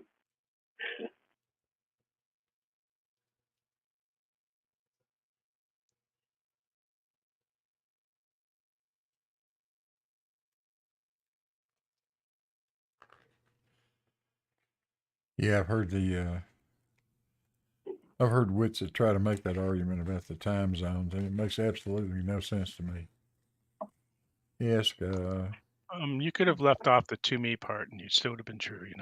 yeah, he asks questions like, do you think it's just a coincidence that all these governments just coincidentally came up with the same time zones for where they are? Well, no, I don't think it's a coincidence at all. What I think is, people generally like to have the sun straight up in the sky at noon. And if you're along the same line of longitude, that kind of dictates to you that you're going to be in the same time zone in the southern hemisphere as you are in the northern hemisphere. Right. And the whole reason for time zones to begin with was the railroads were having problems setting a schedule when every town would set their time slightly different to when the sun was directly overhead at noon. And it's hard to set a schedule that way. Yeah, that's right. And And now- it wasn't a problem until the railroads, because to travel between cities took such a long time. Right. It didn't matter. But once Right. they went with single track railroads, they couldn't be off 15 minutes. And trying to set a schedule, you know, where you would actually leave one city and arrive at the other city, you know, maybe Yeah. before the first city. That's kind of difficult. On a single track railroad, where you get an hour down the railroad, you got to hit the siding because there's another train coming.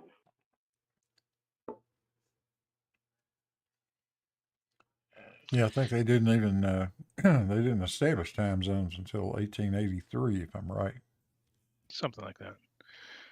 And now you've got like China with one time zone where there should be 5. And I don't know, that kind of strikes me as a decent idea. I think the United States should try that and just go to one time zone, the United States time zone.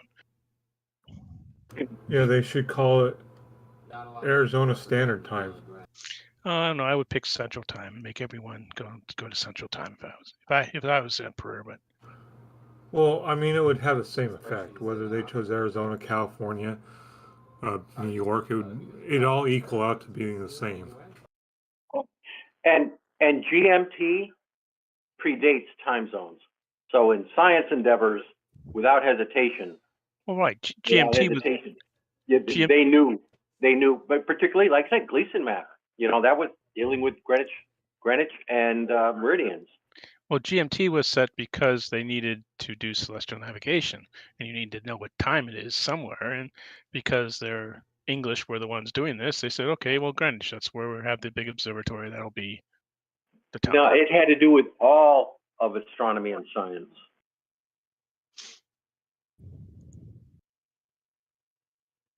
Don Giovanni in the chat says France has 13 time zones. Really? I didn't know that. Right, because the like French Guyana and the French Oh yeah, okay. Antarctic lands, and you know all the little bits left out there that's still officially France. Okay, yeah, that makes. I wasn't thinking about that. I was just thinking about France. How the hell are you going to cram 13 time zones in France? No, it's one of those tricks. You got to think about the French Antarctic islands and a little bit of stuff in the Pacific, and all sorts of other bullshit.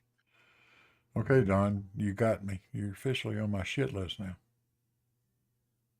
Oh, he corrected himself. They only have 12. Okay. I was in Afghanistan. They're on a half-hour time zone.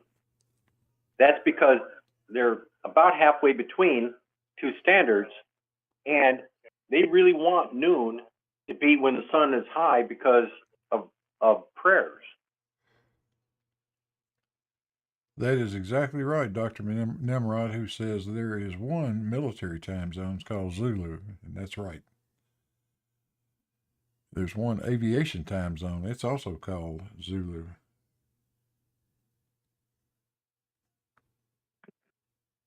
I think it's actually what Universal Time Coordinated now. It used to be Greenwich Mean Time. I think it's all the same time now. There's some subtleties. You get Greenwich Mean Time, you get Universal Time Coordinated, then you get Universal Time, and then you have Greenwich Astronomic Time, or I'm sorry, Greenwich Apparent Sidereal Time, Greenwich Apparent Solar Time. Yeah, you can get lost down a rabbit hole and have tens of seconds left or right of a standard. You got to be very careful, because Universal Time, that's the time of astronomy.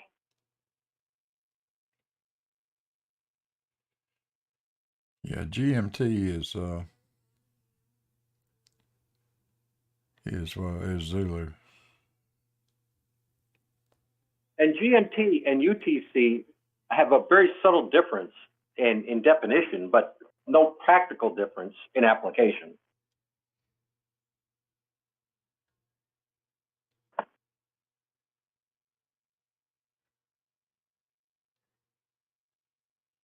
Yeah, if you get into aviation, you become pretty familiar with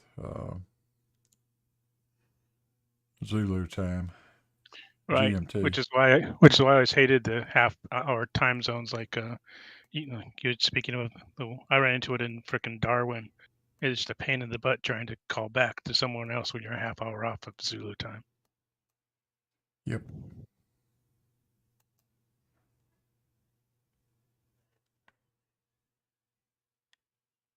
Makes perfect sense, though. Everybody knows what time it is. Doesn't matter where you go, you don't have to worry about it. Zulu is Zulu.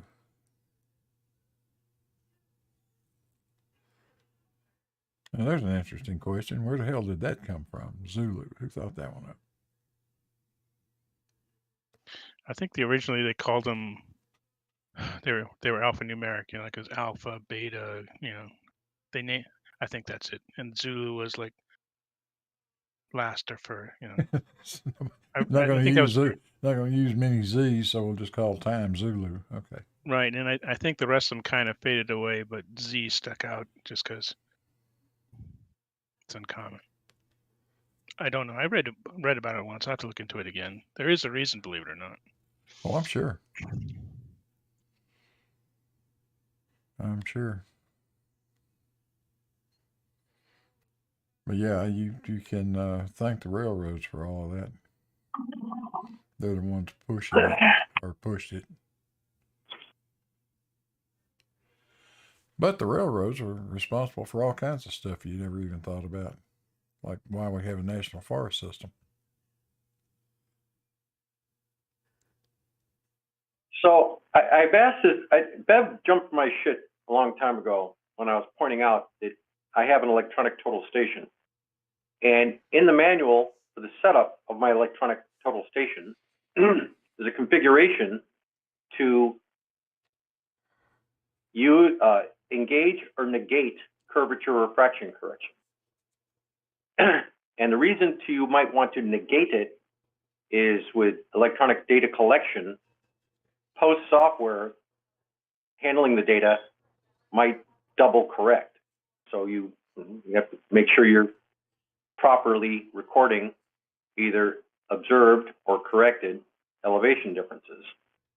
So I was asking him, I said, if you were in your survey world, as he says he's a surveyor, sort of, and if you came across that setting, would you turn it off and tell your boss you turned it off?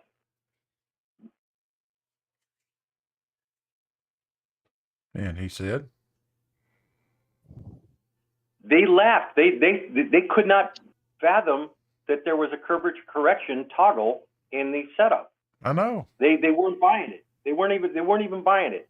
Yet FE Core was doing something with digital levels, and they were going to do something, force the line, whatever. And to their credit, they said, "Oops, we forgot to turn off curvature correction in their electronic level."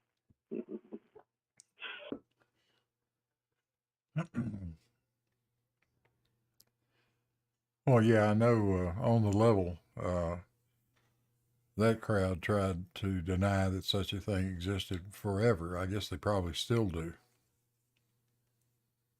Oh, And we okay. posted, a screenshot of the manual right there. Curvature refraction on, off, your option. So, but there's other idiots who seem to be kind of construction related. Like I think his name is Apocryphon. He talks about construction and total stations occasionally or whatever. I said, why do they have curvature and refraction, built into an electronic instrument? And you can toggle it on and off. And other surveyors have said, I've never done a curvature, you never account for curvature. I said, do you use a total station? Well, yeah. Is your curvature correction engaged or disengaged? They have no idea what I'm talking about. So those are the experts that are saying experts are wrong.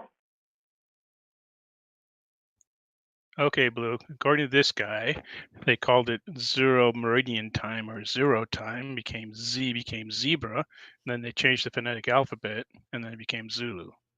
That sounds because it was zero meridian time. Okay. Well, that one makes sense. I'll go with that. Who knows if it's right or not, but it makes sense. You know, things like this, there are different stories. This one, I don't know. It seems reasonable, at least.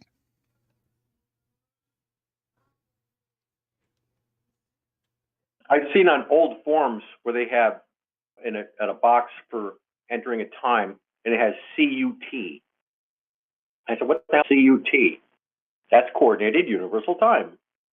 But we call it UTC. That's French. because of the French. Yeah, the French. That's why it's NATO and OTAN at the same time. So.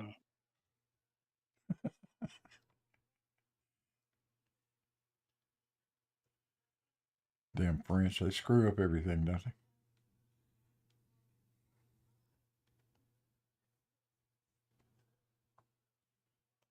What other cool stuff can we look at?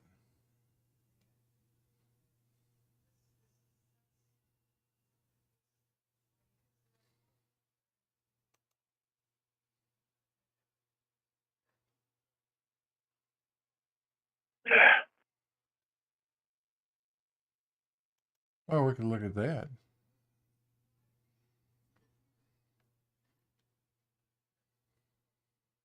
It'll pop up on YouTube here in a second. That's the survey of the McDonald Observatory. Radio line scheme.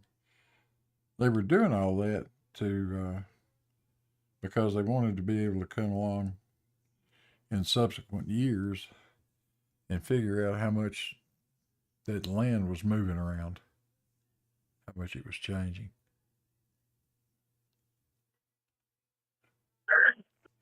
And there again, that's a task done by real surveyors, and they really did it. Yep. Unlike what that goofball and Bev saying that they don't do that. Well, there's so much documentation of them doing that. Yeah, this is NOAA. They actually went out there and did that.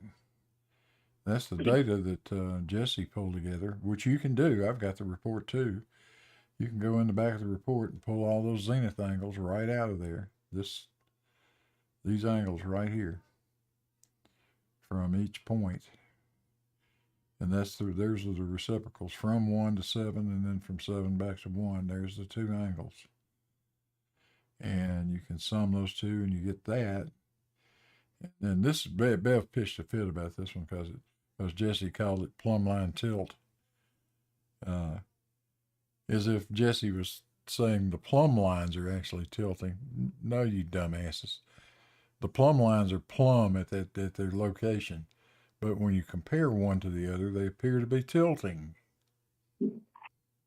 Yeah, because by his paradigm, you can't do that, and you can't, or you won't do that because we already know they're parallel. So if he already knows they're parallel, then why would you compare them?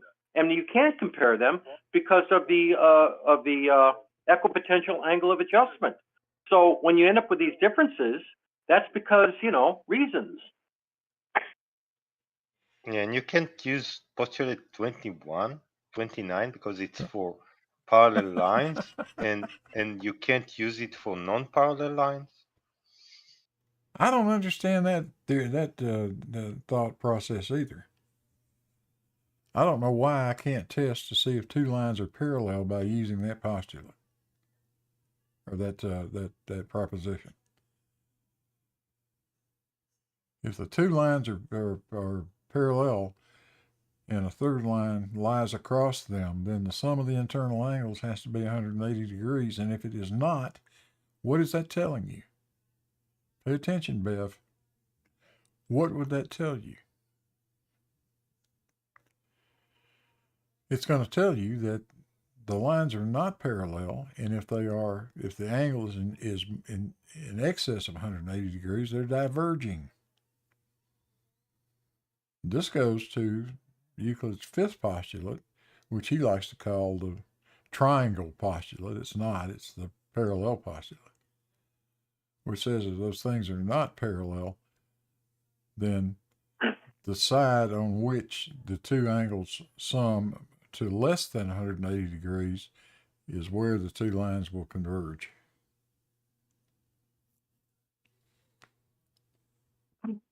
And then he had that mantra he was going through as well. If horizontal is perpendicular to vertical, then all lines that are perpendicular to horizontal are vertical. And I said, well, not when you go further out, you know.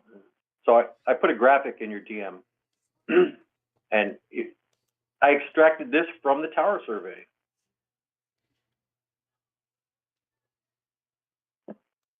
This one?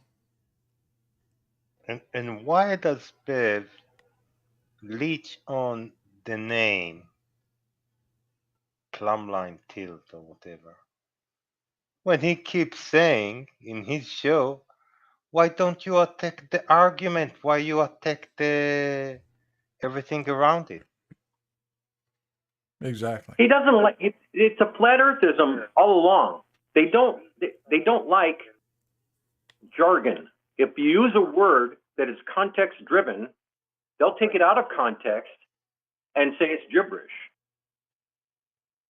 So the tilting of plumb lines relative to each other. Well, they'll ignore the relative to each other and just say plumb lines are tilting. Oh my, that's kind of daft. I go, well, look, relative to each other. Well, And that doesn't, call it- that totally, they will not yield to that. Even if they completely understand it, they'll just make fun of it. yeah. So let's call it the angle between plums. Yeah, you can call it anything you want as long as you understand what the terminology means. It all means the same thing. It doesn't mean the plumb it's line is context tilting. It driven. means the plumb line is tilting compared to another plumb line. To reasonable people, it does. To people who need to keep lying to their kid and tell him that the level is horizontal because he already knew that level is horizontal before he proved it to himself. I don't know where this knowledge came from. How did it arise? How did you already know that? Well, level is horizontal? because they have completely cemented the word level and horizontal. So anything referring to horizontal and vertical is referring to level at the same time. And therefore, everything is perpendicular, everything is parallel, anytime, always.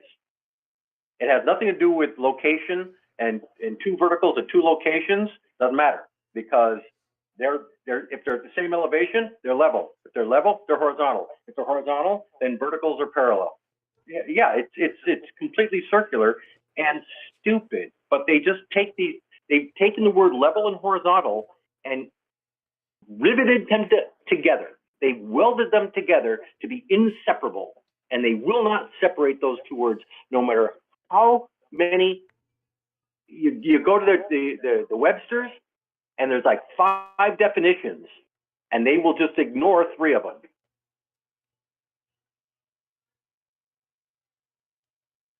And that's the graphic you sent me, right?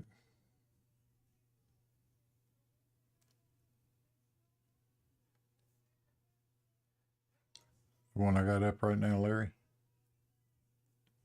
Yeah, that graph there is what I extracted from my tower survey, and you can see that looks very similar to the Excel chart graph where the quadratic was developed. You see that same arc. Yeah. And when he says perpendicular to horizontal is vertical, because at one spot and one spot only. And again, you can see how tiny these angles are. And that's why if you're only working in, a few hundred feet in any direction, you got nothing to see. And so I went big. That's why I'm out there. When I saw it, when I drove up on Cove Mountain and I saw the tower from 27 miles away, I was thrilled. I had no idea that it was going to be below horizontal. I had no idea. I put the scope up and I leveled it and I go like, oh my God, it's almost exactly horizontal. And 400 feet lower, or 400 feet higher. But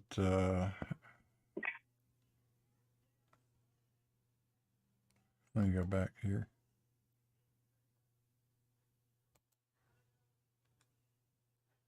I don't know if you guys will be able to hear this one. Let me put it in the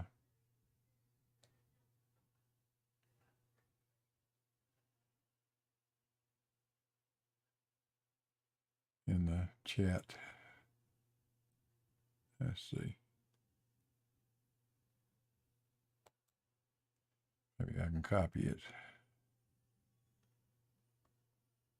Get there in a second. We'll go back to levels. All right, that go back there. Let's see.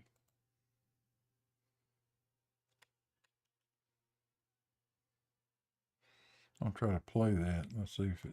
I'm sorry. No, there is Rule a, of use. there is a problem, right? This is why we're going to go to Bedford and do the reciprocal, right? Because it's never been done. How do you know from looking at this that Blackpool Tower isn't just lower?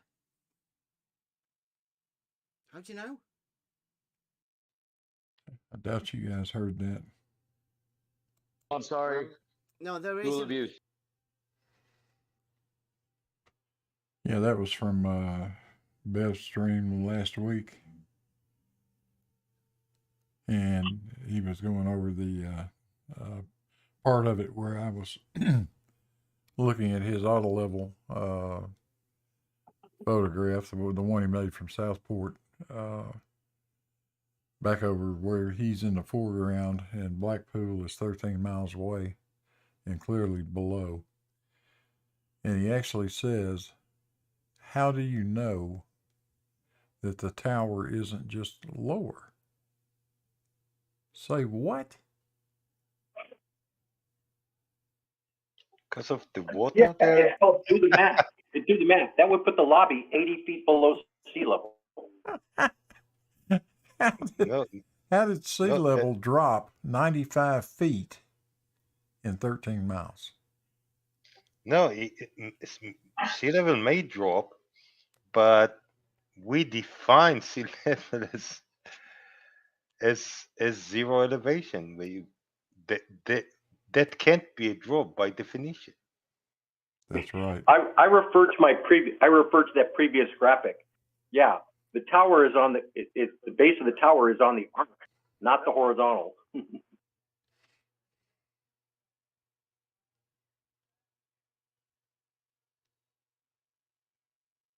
me see if I can share this. Their argument gets weaker every day.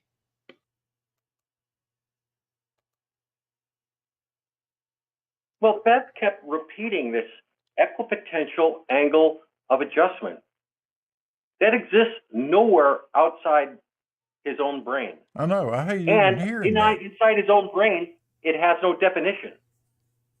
Yeah, I hate even hearing him say that. It's so ridiculous. It's just another case of him Yeah, making he doesn't up even have a shit. definition of it. No, just Bev making up bullshit. Here, you guys go to my in Discord. Click on live up there. I'm gonna play this thing for you again because I just love hearing this. Go back to 0. I'm sorry. no, there is Rule a, of use. there is a problem, right? This is why we're going to go to Bedford and do the reciprocal, right? Because it's never been done.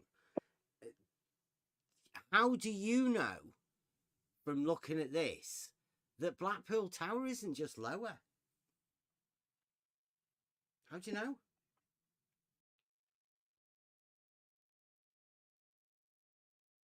Is that not about the dumbest thing you ever heard?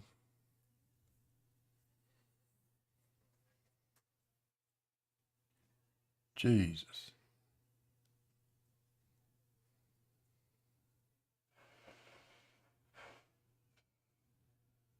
Well, I'll tell you what, Bev, compared to a horizontal, it is lower. It's know below why? the horizontal. Yeah. You But know the why? lobby is still. Because level is deviating from horizontal. It is curving down and away. It's ridiculous. Totally ridiculous. followed by the ridiculous of once you put a camera at the eyepiece of the level, it's all invalid. Yeah. Yeah, where does that written? Is that in the surveyor's textbooks? He would not. And He and wouldn't know those because he didn't have a surveyor's textbook. and those electric auto levels, those that read the road, how do they do it? Oh, the ones that have the barcode thing. Barcode? I don't know. How is it? Can it be barcode for a millimeter difference? Yeah. You're talking about the electronic ones that'll read the barcode? Yeah, they got those. Yeah. How do they do it? They don't have a camera there.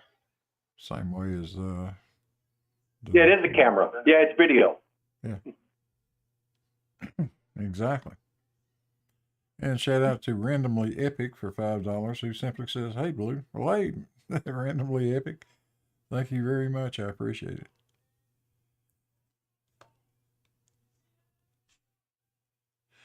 Yeah, it's got a camera. Of course it does.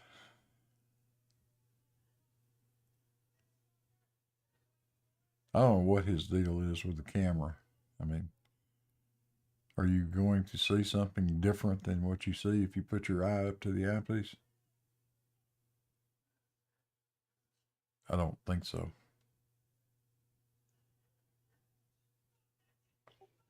And if it does, why do you spend time on Discord showing people what do you see through the eyepiece when it's not what you see through the eyepiece?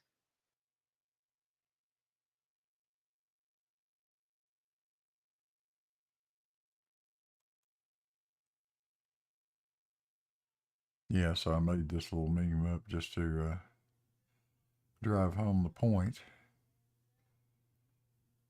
How do you know the tower's not just lower?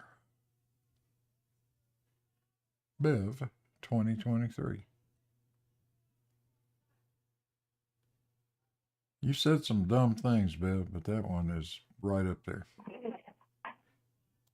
Yeah, you have to go to Google and find the sidewalk elevation. Yeah, I'm showing it here in this picture. There's the sidewalk, and that's about 20 feet above sea level. That roof of that building is about around 100 feet above sea level. Yeah, because I often get confused when they say 100 feet. I don't know if that's 100 feet above the street. I mean, 100 feet tall, or 100 feet in sea level elevation. No, it's probably 100 feet tall. That's what I said. Check the Google for the sidewalk. Yeah, if you check it on Google, you'll find the sidewalk's about 20 feet above sea level, and the roof is about 100 feet above sea level. So, according to Bev, then the lobby would have to be about 60 feet below sea level. Yeah. Because it might be lower. True. I don't know. Here's one that Jesse Gordon did, where he is, I'm not sure what he's looking across. I've got the video that goes with this, but he's showing you the idea that he's at an elevation that's roughly equal to the bottom of some buildings in the distance. And he's got a water level, and I think he said his water level was about 8 feet long, something like that. But if you look at the lower right-hand panel, he's got his camera down where the two water levels are at the same elevation. The two water elevations are the same. And look at where the building is.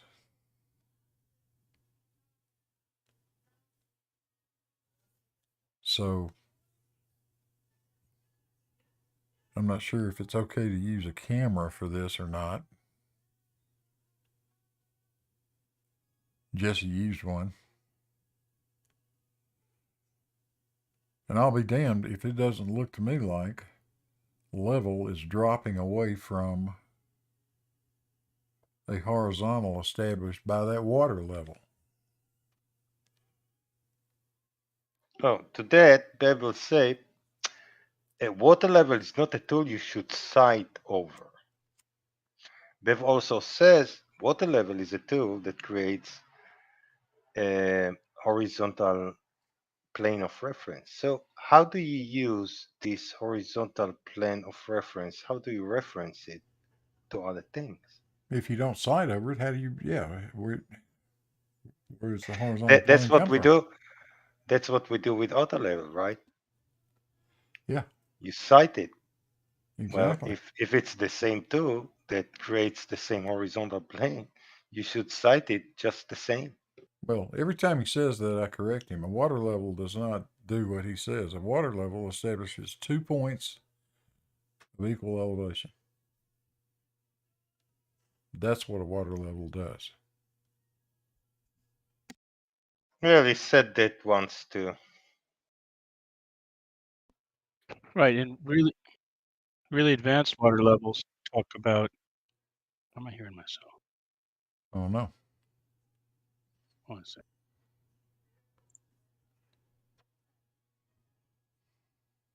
There, okay. I started watching it. Anyway, really advanced water levels correcting forward the curve of the Earth. In that advanced, the precision water level, they give tables where you could do either. You can make the straight line, or you can make constant elevation. You choose. It'll do both, but they're, numerically. So, it's when it said, it established a horizontal. Well, you know what? It does. You got the two vertical columns, and the subtended line across those vertical columns is in fact horizontal at the middle. Yep. Well, that's why they call it a water level and not a water horizontal. But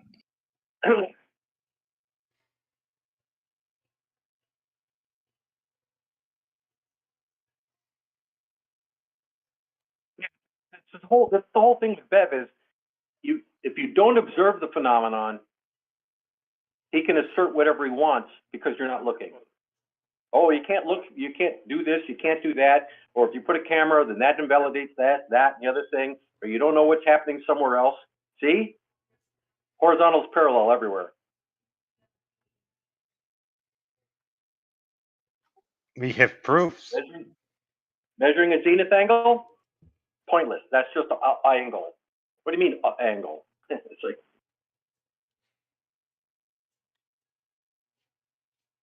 There's a picture of Pontchartrain that I think SC Montreal posted the other day as evidence that there's no curvature. Problem is, when you're trying to line the tops of those electrical enclosures up, looks like a curve, doesn't it? Yeah, it was like on the 17th of December, somebody put that up on GEMS. And so I grabbed it and I put that date on top. By the way, Jesse, I think, did the same that he did with the water level. He did with his theodolite. Yeah, he did.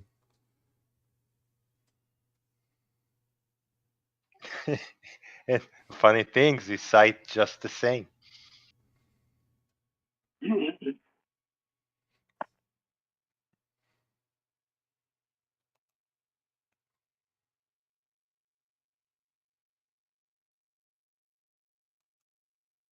But I still wonder about that one. It'll pop up on YouTube here in a second. Wonder how we explain our way out of this.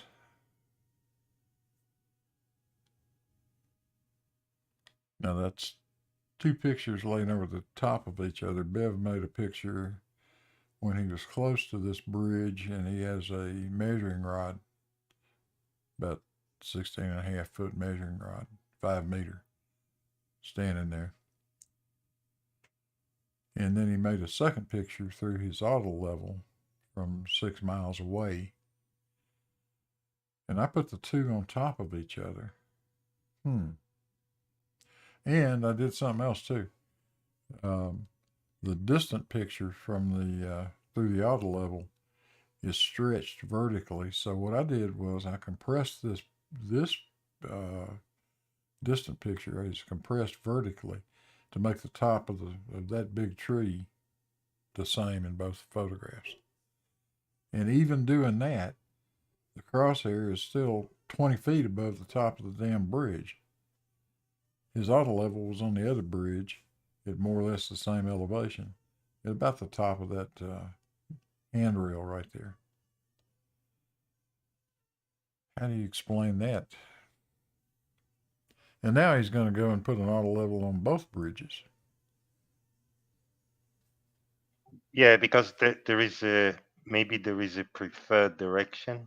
Yeah. Of drop. Drop only has one. Yeah, it only works one way apparently.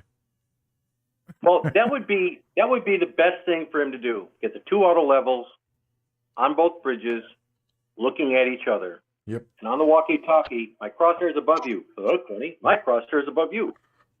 Oh, don't laugh Ignore. Don't laugh about the drop only going one way. I've heard SC Montreal talk about the triangular canal where it drops 8 inches, drops like 2 feet going that way, then 2 feet going the other way, and then drops another 2 feet, but it ends up the same spot. It should be 6 feet lower now. No, don't laugh. They're serious about that.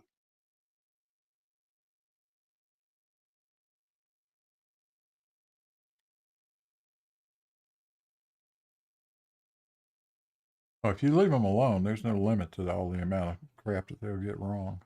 It's amazing.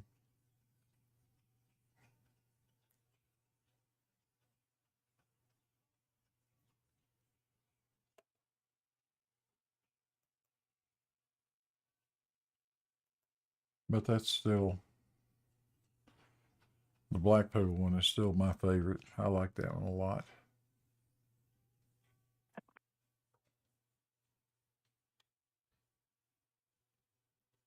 Well, the series of Blackpool.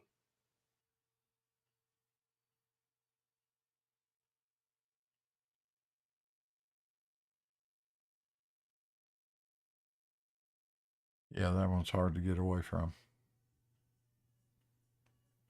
So I don't know. You tell me, Biv. How do we know the Blackpool isn't just 100 feet lower? How do we know?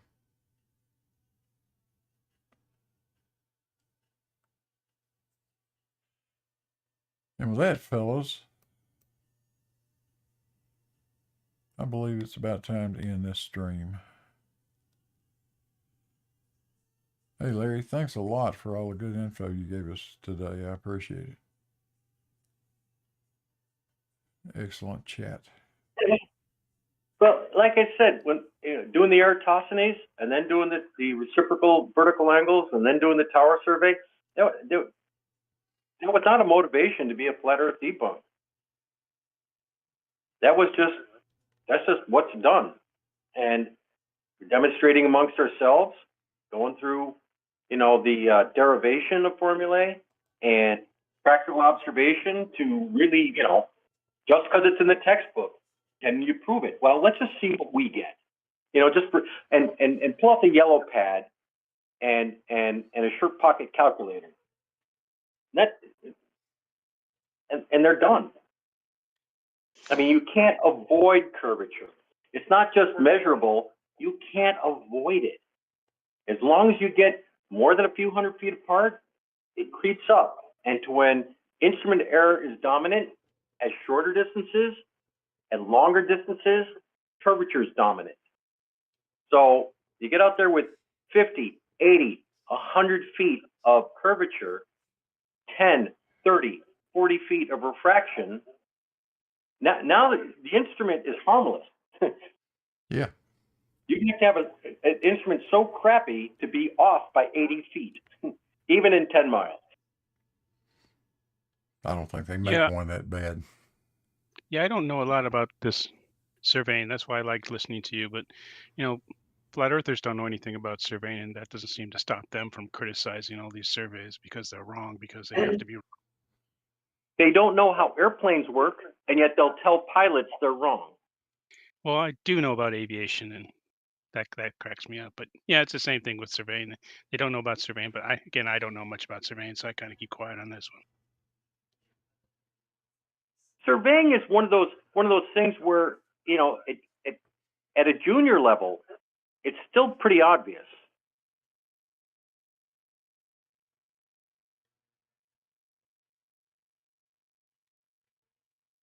And in that stream he was showing yesterday, where somebody said, "Oh, it's a diagram. Oh, like that means something. Where's perspective?"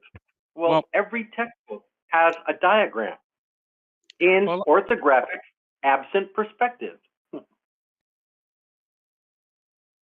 A lot of these guys will survey, but they'll do it around the job site where they're making a house or maybe a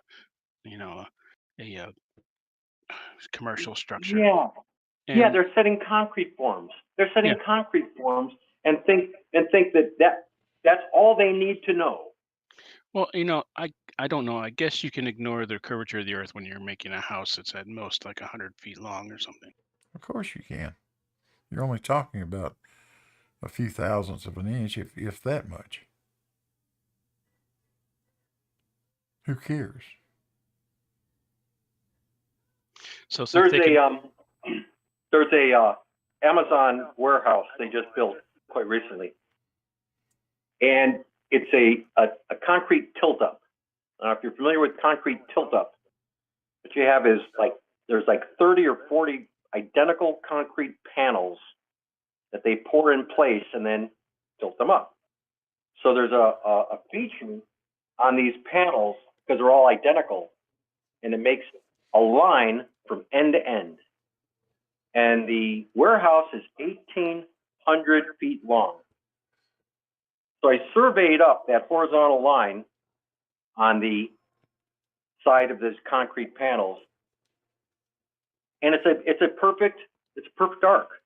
Perfect arc. Yeah, it's got half an inch or an inch of sagittal, right?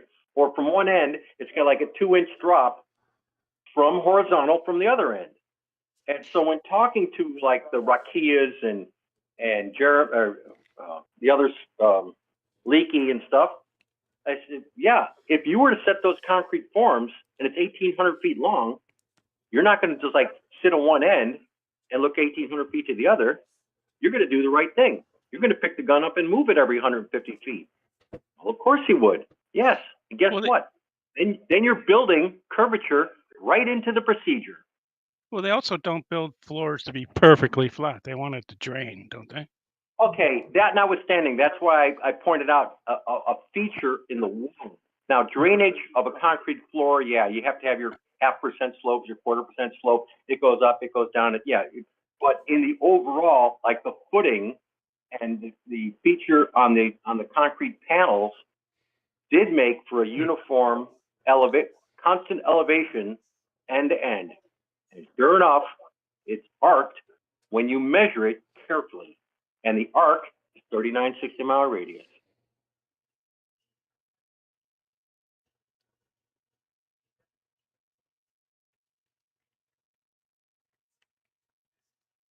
It was just pretty impressive that they put up this warehouse 1,800 feet long.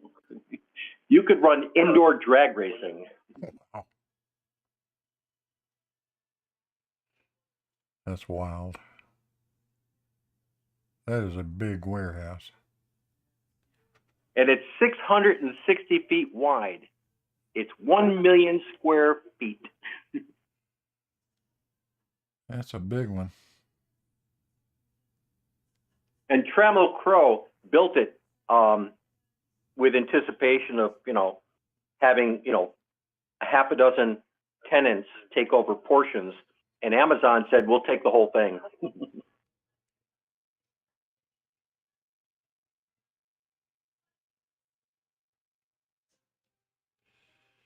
Yeah, we had a turbine manufacturing facility down in Chattanooga.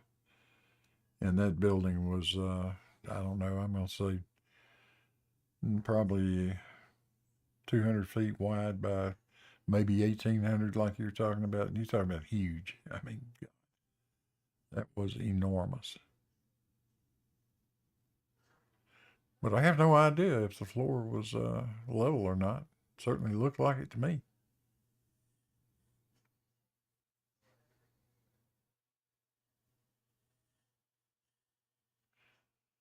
Well, guys, thanks for coming. I think I'm going to stop the YouTube stream at this point. Wish everybody a happy Tuesday afternoon. And we may be back toward the end of the week doing this again. Think of another topic we can get off into. But until then, anybody got anything left to say to the YouTube crowd except good night?